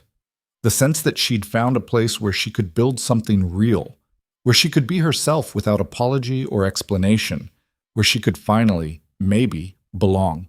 The peace lasted exactly 4 days. On Thursday morning, a wagon rolled up to the ranch carrying 3 men Elara had never seen before. Caleb came out of the barn, wiping grease from his hands, and his entire body went tense. What do you want, Harper? He called. The man driving the wagon was thick-built, maybe 50, with gray stubble and eyes like chips of flint. Heard you got yourself some help. Thought I'd come see for myself. You've seen. Now leave. Harper climbed down from the wagon, his companions following. They moved like men used to intimidating people just by taking up space. Now that's not very neighborly. Aren't you going to introduce us to your lady friend? She's not my lady friend. She's my bookkeeper. Bookkeeper. Harper's laugh was ugly. That what we're calling it now? Elara came out onto the porch, wiping her hands on her apron. She'd been doing laundry, and her dress was damp at the hem. Harper's eyes traveled over her, assessing, dismissive. She felt his gaze catch on her leg, on the walking stick leaning against the door frame. Well, Harper said, makes sense now. Couldn't get a real woman, so you settled for damaged goods. Caleb moved so fast Elara barely saw it. One moment he was standing 10 feet away. The next he had Harper by the shirt, had him slammed against the wagon hard enough to rattle the boards. "Say that again," Caleb said, voice low and dangerous. "Please, give me an excuse." Harper's men stepped forward, hands moving toward their belts. Caleb didn't even look at them. "You pull those guns, you better plan to use them, and you better not miss." Nobody moved. The moment stretched out, taut as wire. Finally, Harper raised his hands, placating. All right, I spoke out of turn. My apologies to the lady." Caleb held him a second longer, then let go and stepped back. Harper straightened his shirt, trying to recover his dignity. "I actually came here for business. Wanted to make you an offer." "Not interested." "You haven't heard it yet." "Don't need to." Answer's still no. "I'm willing to pay fair price for your northern pasture, the section that borders my land. Been thinking about expanding, and that parcel would suit me." "It's not for sale." "Everything's for sale at the right price. I'm offering $300. It was a good offer, more than good, actually. Elara had been through the land records. That section was rocky, not ideal for grazing. $300 would solve a lot of problems. But Caleb didn't even hesitate. "No." Harper's affable mask slipped. "You'd be smart to take it. I'm being generous here." I said no. "You know, I heard you almost lost this place. Loan trouble. That true?" "My finances are none of your business." "They are if they affect property values in this area. Man can't pay his debts. That reflects poorly on all of us." Harper smiled, cold and calculated. "Offer stands for 1 week. After that, I might not be so generous. Might start looking into other ways to get what I want." "Is that a threat?" "It's a fact. You think about it, Vance. $300 would go a long way toward keeping this place running, especially with an extra mouth to feed." They left in a cloud of dust. Caleb stood watching until they disappeared around the bend, his hands clenched into fists. When he finally turned back, Elara was still on the porch. "I'm sorry," he said. "For what?" "For what he said about you. He had no right. He's not the first person to say things like that, and he won't be the last." "I'm not fragile." She came down the steps, careful on the uneven ground. "Who is he?" "Thomas Harper. Owns the ranch east of here. Been trying to buy me out for years. Every time I refuse, he makes life difficult. Fences get cut. Cattle wander onto his land, and he charges me to get them back. Supplies I order through town mysteriously get delayed." Caleb's jaw worked. He's patient, persistent, and he doesn't like losing. "Why does he want your land so badly?" "Water rights. There's a creek runs through that northern section. His land is drier. If he controls the water, he controls everything around here. Other small ranches would have to deal with him or leave. So it's not really about the land. It's about power. It's always about power with men like Harper." Over the next few days, small problems started appearing. A section of fence knocked down, letting cattle stray. A delivery of feed that never arrived, the supplier claiming he'd never received the order despite Elara's careful records. The well pump broke, and when Caleb tried to get parts from town, the blacksmith said he was backed up for weeks. "That's strange," Elara said. "Last week he told Mrs. Fletcher he didn't have enough work." "It's not strange. It's Harper." Caleb fixed the pump himself, working late into the night with inadequate tools. His hands were bleeding by the time he finished. Elara cleaned the cuts in silence, her mind working. Harper was using classic intimidation tactics, nothing dramatic enough to prove, but disruptive enough to make life difficult. He was betting that Caleb would eventually get tired of fighting and take the buyout offer. He was betting wrong. "We need to document everything," she said. "What?" "Every incident, every fence that gets cut, every order that goes missing, every convenient delay. Write it all down with dates and witnesses. Build a pattern." "What good will that do?" "Right now, probably nothing.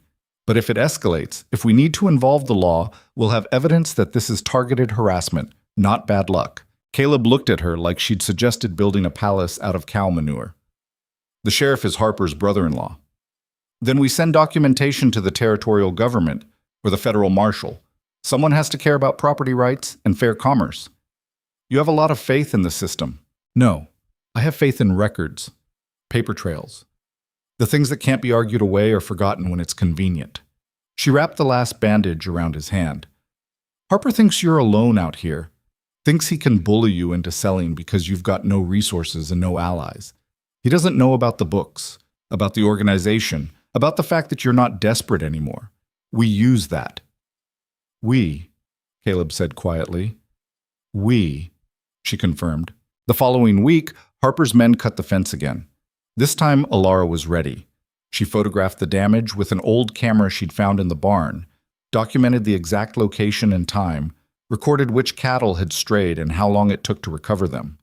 When Caleb went to town to buy fencing materials, she went with him and made a point of loudly discussing the repeated vandalism with anyone who'd listen. Mrs. Fletcher listened.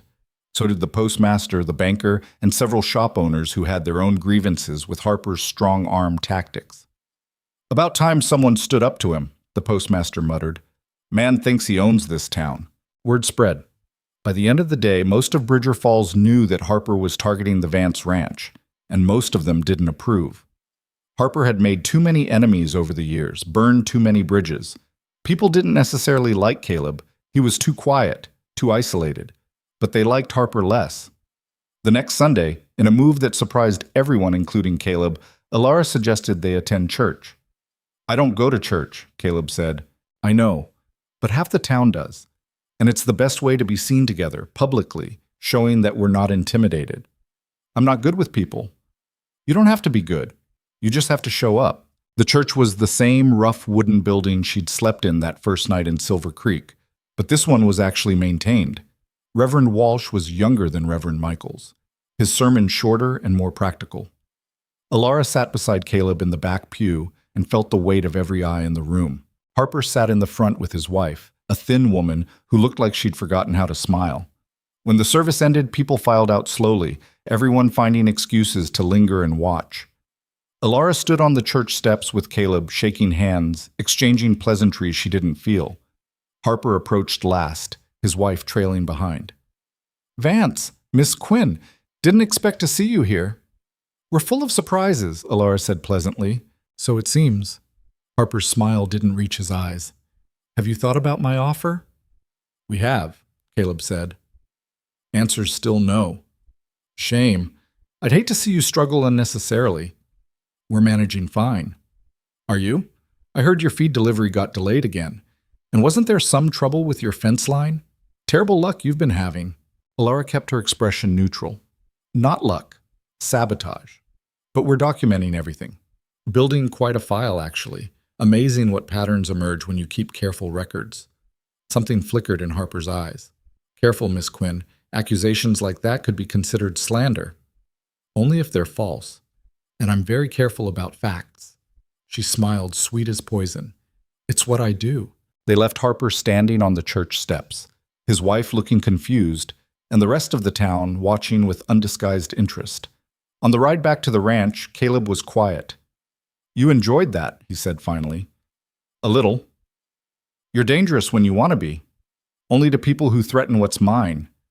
The words came out before she'd thought them through. What's mine? When had she started thinking of the ranch that way? Caleb didn't comment on it, but she saw his almost smile appear. October arrived with the first real cold snap. Frost silvered the grass each morning. The mountains turned white at their peaks. Caleb started preparing for winter in earnest, reinforcing the barn, stocking extra feed, checking every fence line for weak spots. Elara threw herself into finishing the books. All the records were organized now, every transaction accounted for, every debt and credit balanced. She'd created a system simple enough that even Caleb could maintain it, color-coded ledgers, clear categories, regular reconciliation schedules. One evening, she presented him with a full financial report, revenue, expenses, profit margins, projections for the coming year. He studied it for a long time, asking questions, making her explain certain decisions. Finally, he set it down and looked at her. We're actually making money. You were always making money. You just didn't know how much or where it was going. Same thing. Not even close.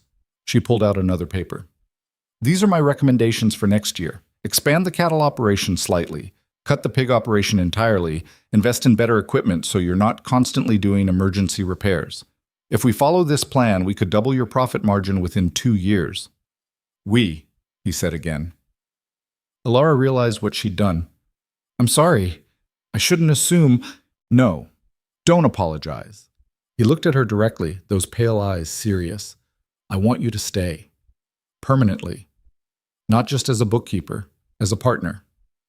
The word hung between them. Partner. It meant different things to different people. Elara wasn't sure which meaning Caleb intended. What does that mean exactly? She asked. It means we split everything 50-50. Profits, decisions, work. It means this is your ranch too, legally. I'll have papers drawn up, make it official. Why would you do that? Because you saved it. The ranch would be gone without you. And because... He stopped, searching for words. Because I trust you. I trust your judgment, your work ethic, your honesty. Those are rare things, worth more than money. Elara's throat felt tight. I don't know what to say. Say yes or say no. Either way, I'll understand. She thought about it, really thought about it. A partnership meant commitment, meant putting down roots, meant believing in a future she'd stopped imagining months ago. It meant trusting that Caleb wouldn't change his mind, wouldn't decide later that she was more trouble than she was worth. But it also meant security, real security. Not just a job she could lose, but ownership, legal standing, a stake in something solid. Yes, she said, I'll stay. His almost smile became a real smile, brief but genuine. Good. We'll go to town tomorrow, make it legal. Harper won't like it. Harper can go to hell. They went to town the next day and found a lawyer, a nervous young man named Douglas who'd only been practicing for 6 months. He drew up partnership papers, made everything official and binding. Elara signed her name with a hand that shook slightly. When it was done, she owned half a ranch in Montana Territory. She owned something again. News spread through Bridger Falls within hours. By the time they left the lawyer's office, half the town knew about the partnership. Some people congratulated them. Others whispered. Mrs. Fletcher gave Elara a fierce hug. About time that man had someone watching his back. They were loading supplies into the wagon when Harper found them. He looked different, angrier, less controlled. This is a mistake, Vance. The only mistake was not doing it sooner. You're giving half your ranch to some eastern cripple who can barely walk? You've lost your mind. Caleb went very still. What did you call her? You heard me. Everyone's thinking it. I'm just saying it.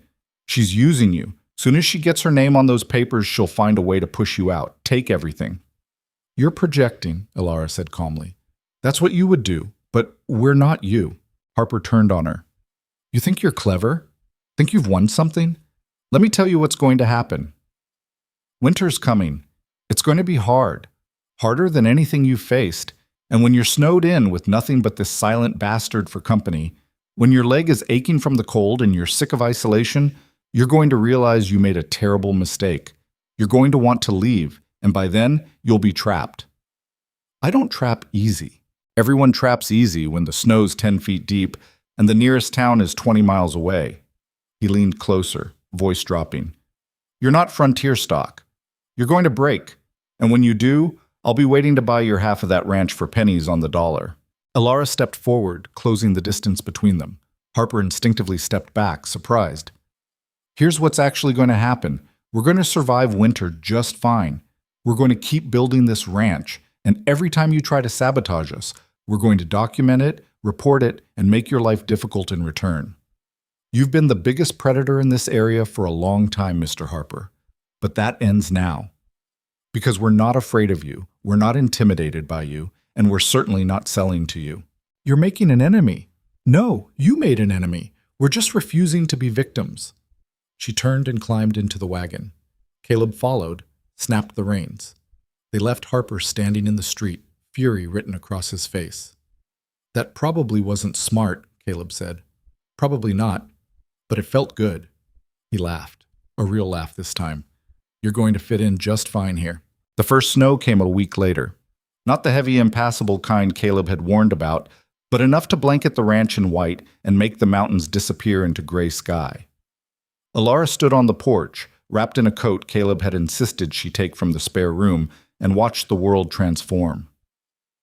Beautiful, she murmured.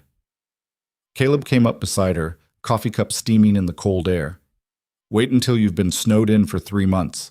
See if you still think it's beautiful. I will. How do you know? Because I've never had something worth being trapped for before. She looked at him. This is mine now. Legally, officially, mine. You can't imagine what that means. I think I can. I felt the same way when I first bought this place, like I finally had solid ground under my feet. They stood in comfortable silence, watching the snow fall. Somewhere in the distance, cattle lowed. A hawk circled overhead, dark against the pale sky.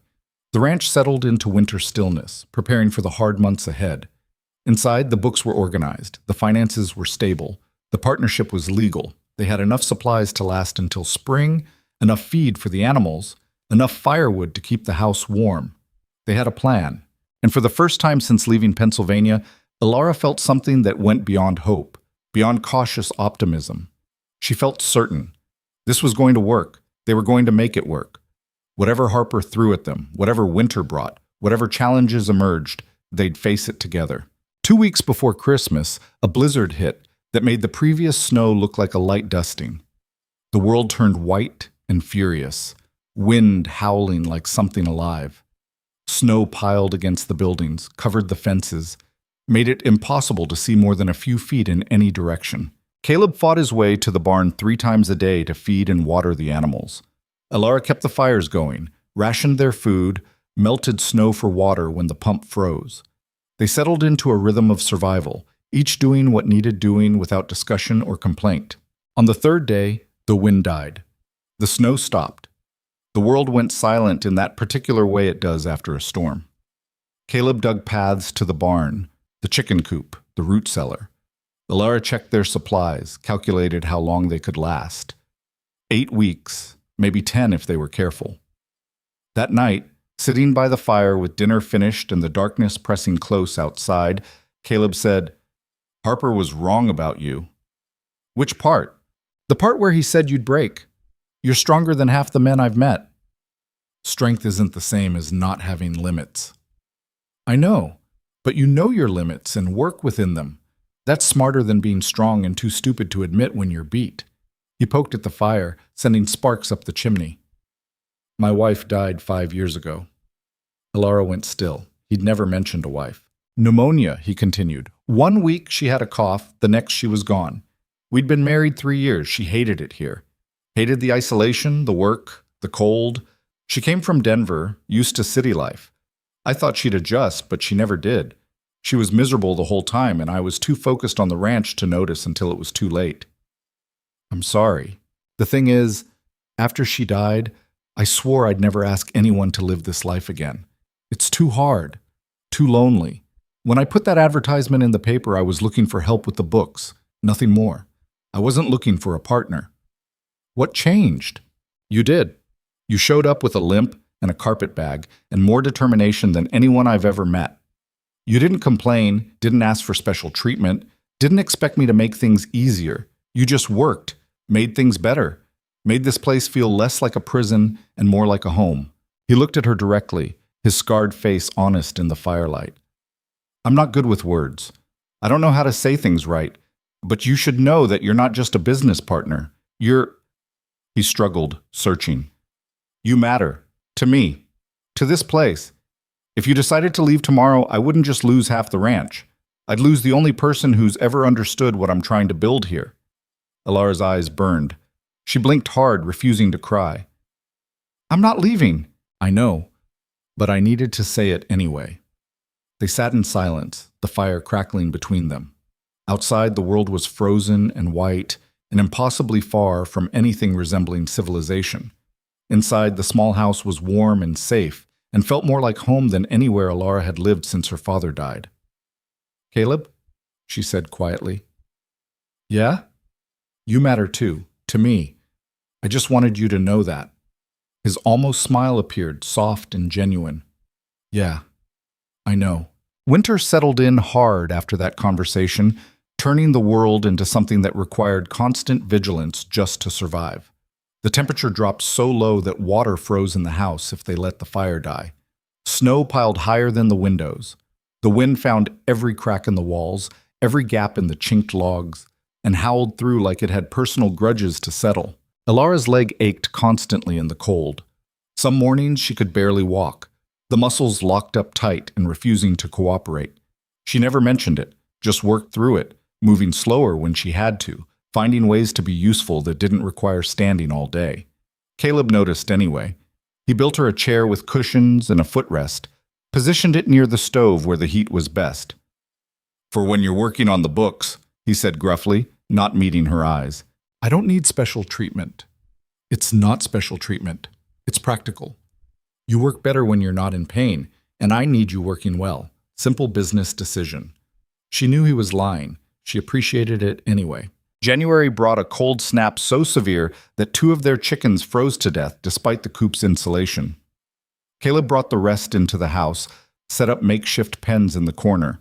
The birds were loud and messy and made everything smell like livestock, but at least they were alive.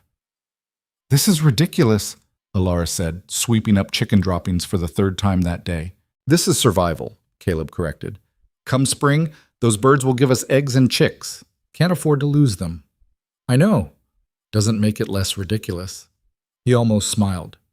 "You're getting good at frontier life. First month, you'd have insisted everything stay proper and clean. First month, I still had standards. And now?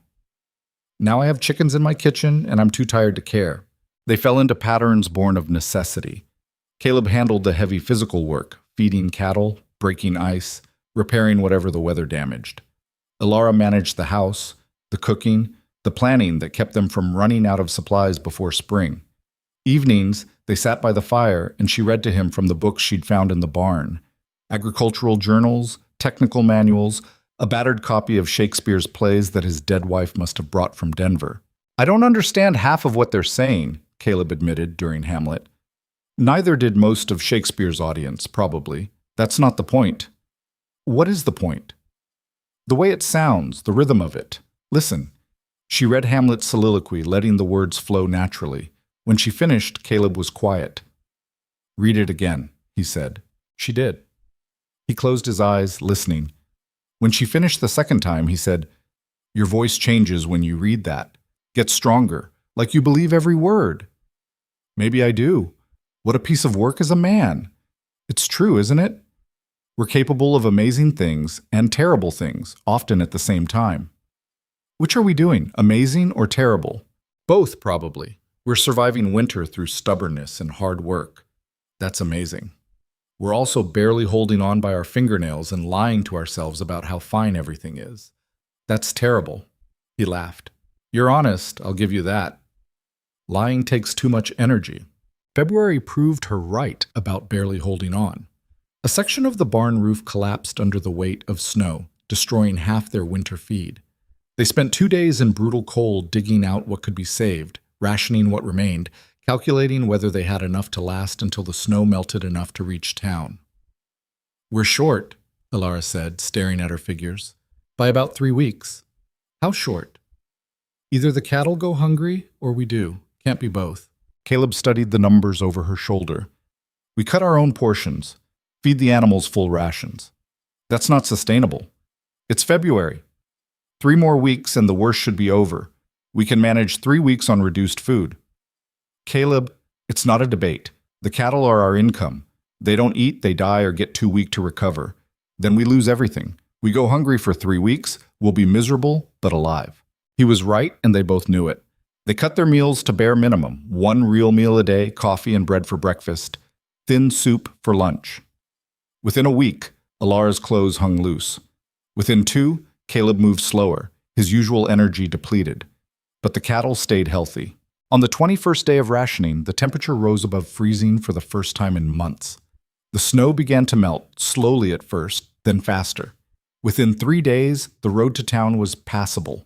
Caleb hitched the wagon, made the journey through mud and slush, came back with feed and supplies and actual food.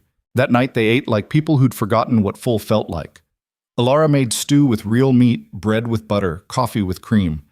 They ate until their stomachs hurt, then sat by the fire in uncomfortable, satisfied silence. "We made it," Elara said. "Barely.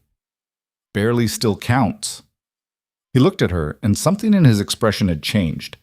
"You know what Harper said about you breaking under the pressure?" "I remember. He was wrong. You're tougher than anyone I've ever met, including me." I'm not tough. I'm just stubborn. Same thing out here. March came in wet and muddy, the snow melting into streams that turned the ranch into a swamp. The cattle ventured out of the barn, muddy and irritable but alive. The chickens reclaimed their coop with visible relief. The world turned from white to brown to the first tentative hints of green. Elara stood on the porch one morning, watching the sun rise over the mountains, and felt the tight knot in her chest that had been there all winter finally loosen. They'd survived. Against odds that had seemed impossible at times, they'd made it through. "Planning to stand there all day," Caleb called from the barn. "Just enjoying being able to see the mountains again. Fair enough, when you're done enjoying, I could use help with the new calves." The spring calves came in a rush, 12 of them in 2 weeks. Elara helped where she could, keeping records, preparing the warming barn, staying up through difficult births to fetch supplies and make coffee. She learned more about cattle ranching in those 2 weeks than in all the previous months combined. One night, dealing with a particularly difficult birth, she held the lantern while Caleb worked with bloody hands and grim determination. The calf finally came, stillborn. The mother lowed in distress. Caleb sat back on his heels, exhausted and frustrated. "That's 3 we've lost," he said, "and 9 we've saved. Should be 12. Should be isn't the same as is. We did what we could." He cleaned up in silence, disposed of the dead calf, made sure the mother was settled. Then he came to where Elara was washing equipment and said, "You ever think about what you'd be doing if you hadn't come here?" "Sometimes." "Why?" "Just wondering if you regret it. This life isn't easy. It's not what most people would choose." Elara thought about Silver Creek, about Marcus Holt's rejection, about the desperate scramble to survive on pennies and pride, about the slow suffocation of being somewhere she didn't belong, doing work that meant nothing, living a life that felt like waiting to die. "I don't regret it," she said. "This is hard, but it's honest. The work matters. The results matter. I matter. That's more than I had before. You mattered before." "To who?" "I was alone. I had no family, no real friends, no place I belonged. Here," she gestured at the barn, the ranch, the mountains beyond, "here I have a stake in something real, a partnership with someone who values what I bring, a future that isn't just survival, but actual building. So no, I don't regret it. Not even the chickens in the kitchen," he almost smiled. "Not even the chickens?" "Well, maybe the chickens a little." April brought Harper back. They were repairing the winter damage to the northern fence line when riders appeared, Harper and 4 men, all armed. Caleb saw them coming, set down his tools, positioned himself between them and Elara. "You're on my property," he said. "Just being neighborly," Harper replied. "Heard you had a rough winter. Wanted to see if you needed any help." "We're fine." "Are you?"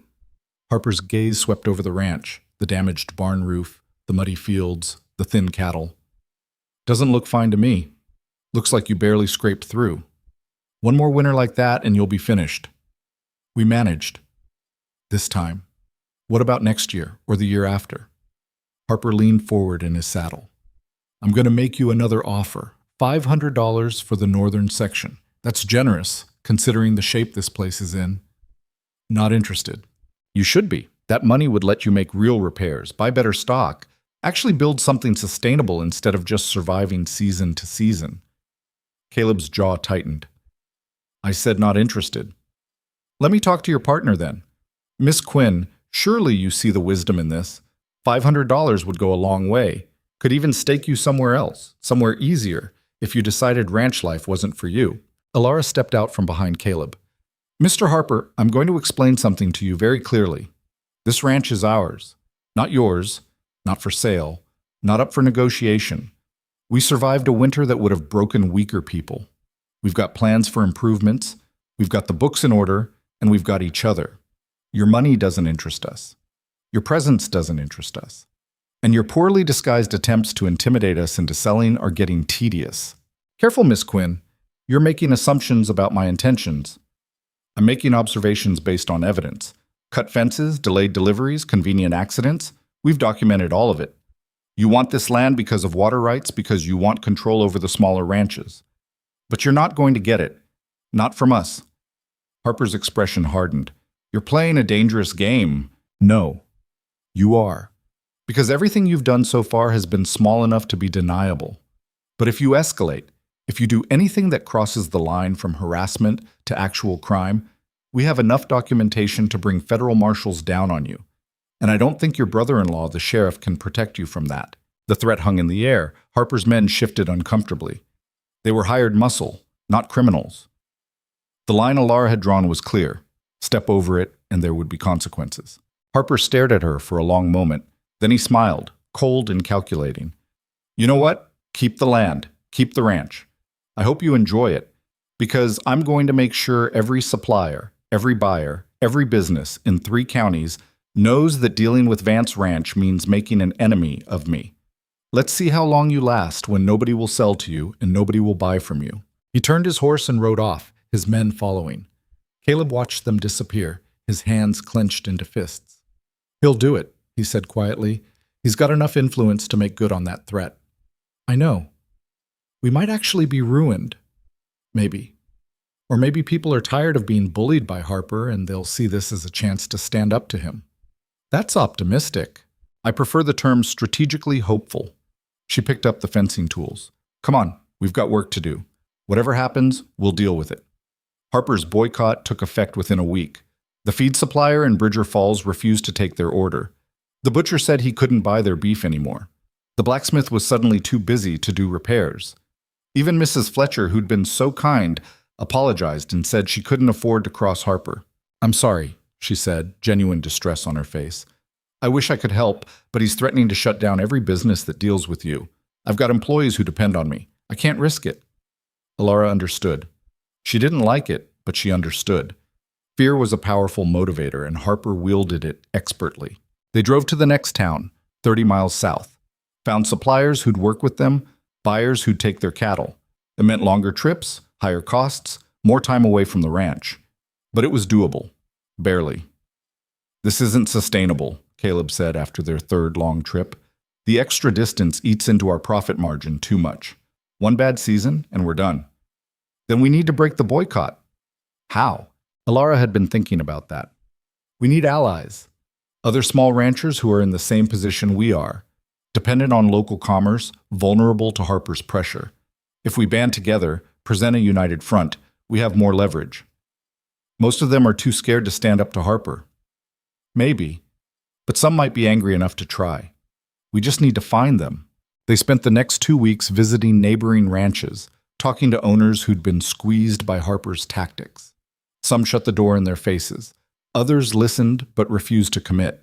But a few, 3 ranchers who'd been dealing with similar harassment, agreed to meet.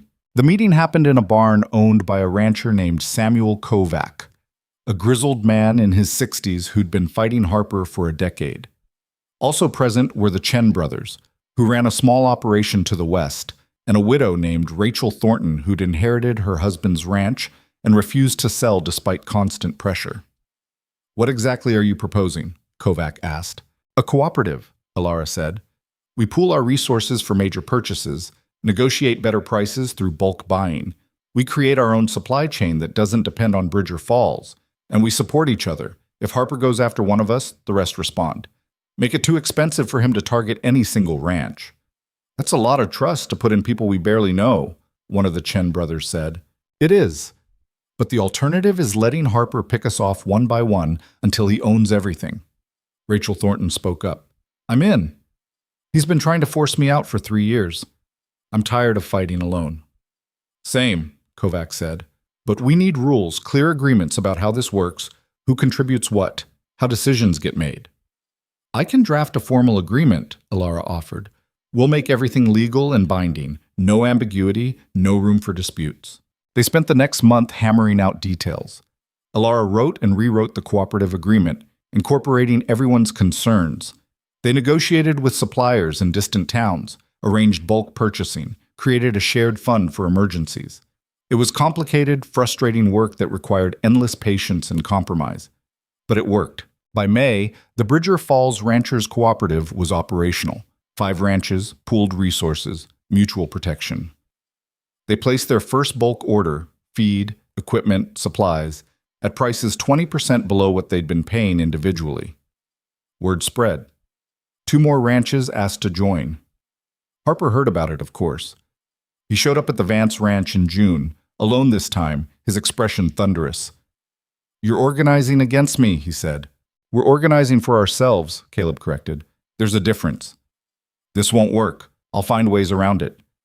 "Maybe, but it'll be harder now, more expensive, more public."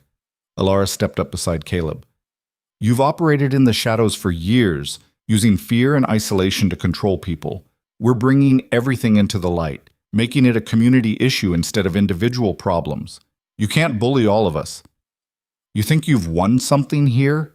"I think we've built something." "Whether that's winning depends on your perspective." Harper's mask of civility finally cracked. "You've made a powerful enemy, Miss Quinn, both of you. This isn't over." "We know, but here's the thing, Mr. Harper. We're not going anywhere.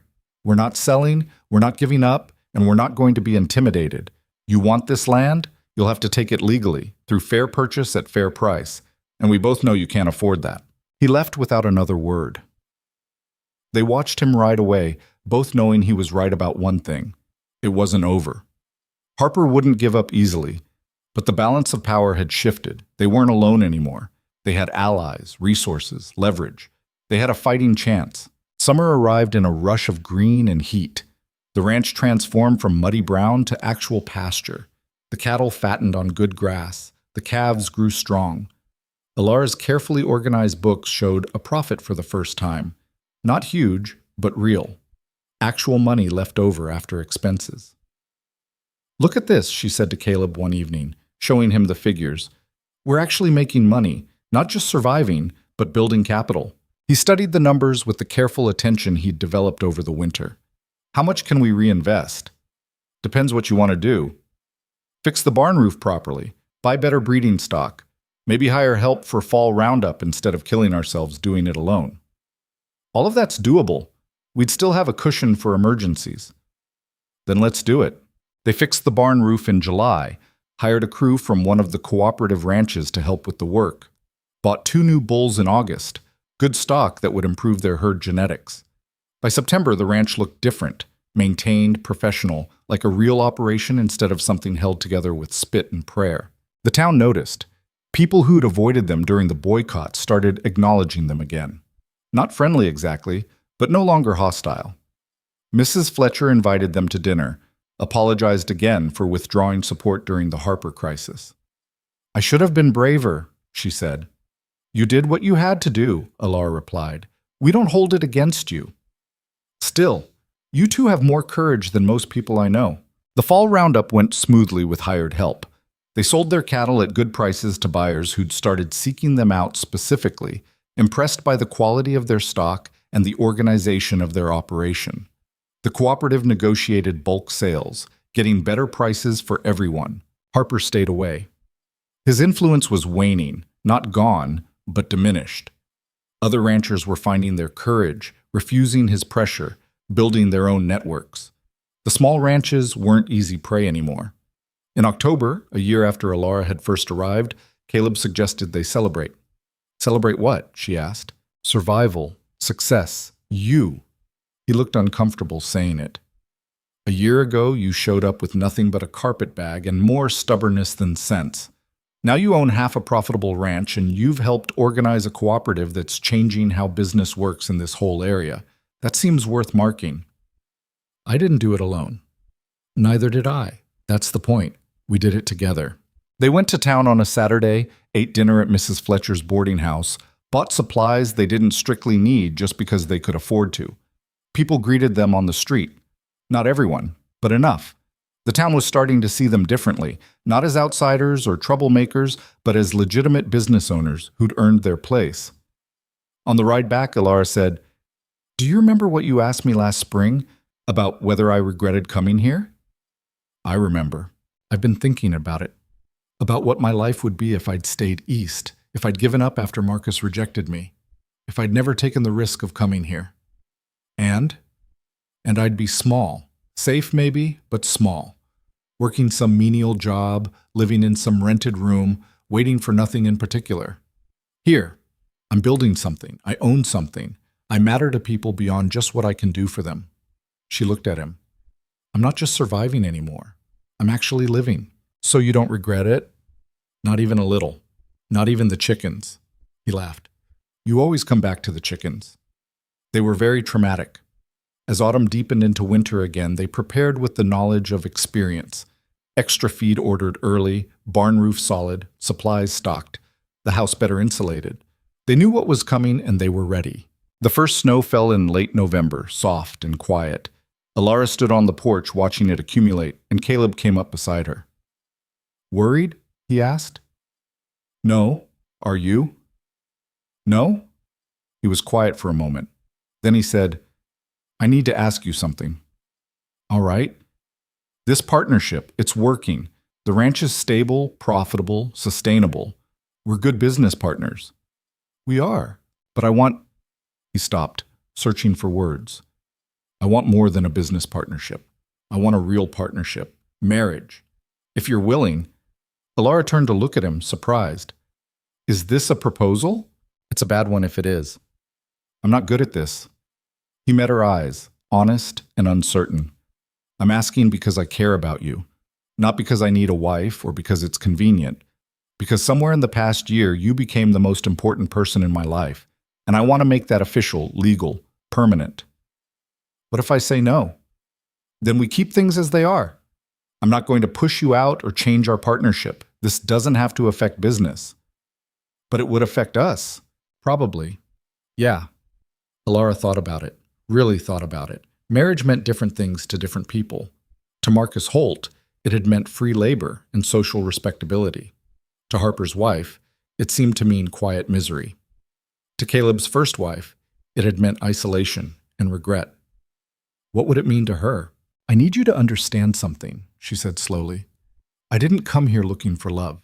I came here looking for survival, for a place to exist without being constantly reminded of what I lack. You gave me that. You gave me respect and partnership and a chance to build something real. That's more than I ever expected. I know. But somewhere along the way, this became more than survival for me too. You became more than a business partner. I'm not good at feelings. I don't know how to say things prettily, but I care about you. I trust you. I want to keep building this life with you, not just as partners, but as more. Is that a yes? That's a yes. If you're sure. I'm sure. He took her hand, careful and deliberate. I'm very sure. They got married in December, a quiet ceremony at the church in Bridger Falls. Mrs. Fletcher stood as witness. The cooperative ranchers attended. Even some of the townspeople who'd shunned them during the boycott showed up, offering grudging congratulations. Harper didn't come, but he sent a gift, a bottle of expensive whiskey with a note that said, "To worthy adversaries." It was as close to conceding defeat as he'd ever come. The reception was held at Mrs. Fletcher's boarding house. Simple food and strong coffee and conversation that ran late into the evening. Rachel Thornton pulled Elara aside at one point.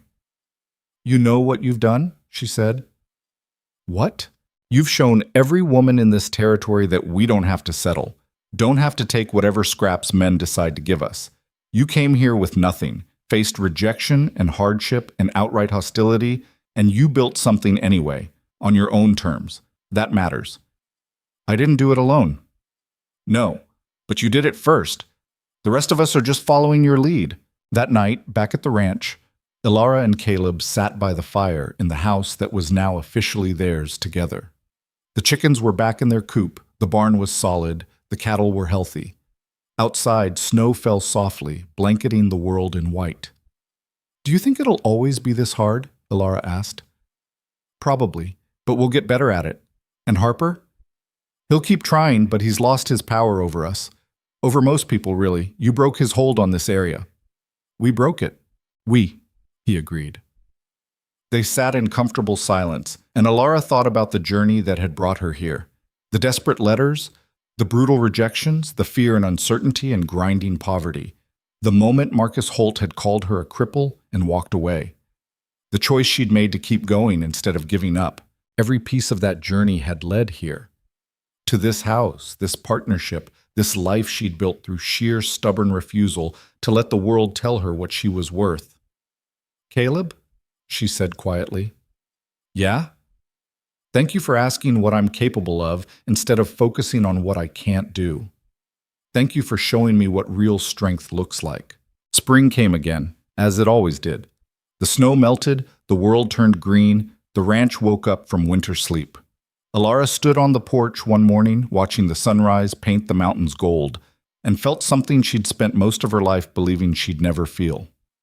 Complete. Not because she'd found a husband or a home, though she had both.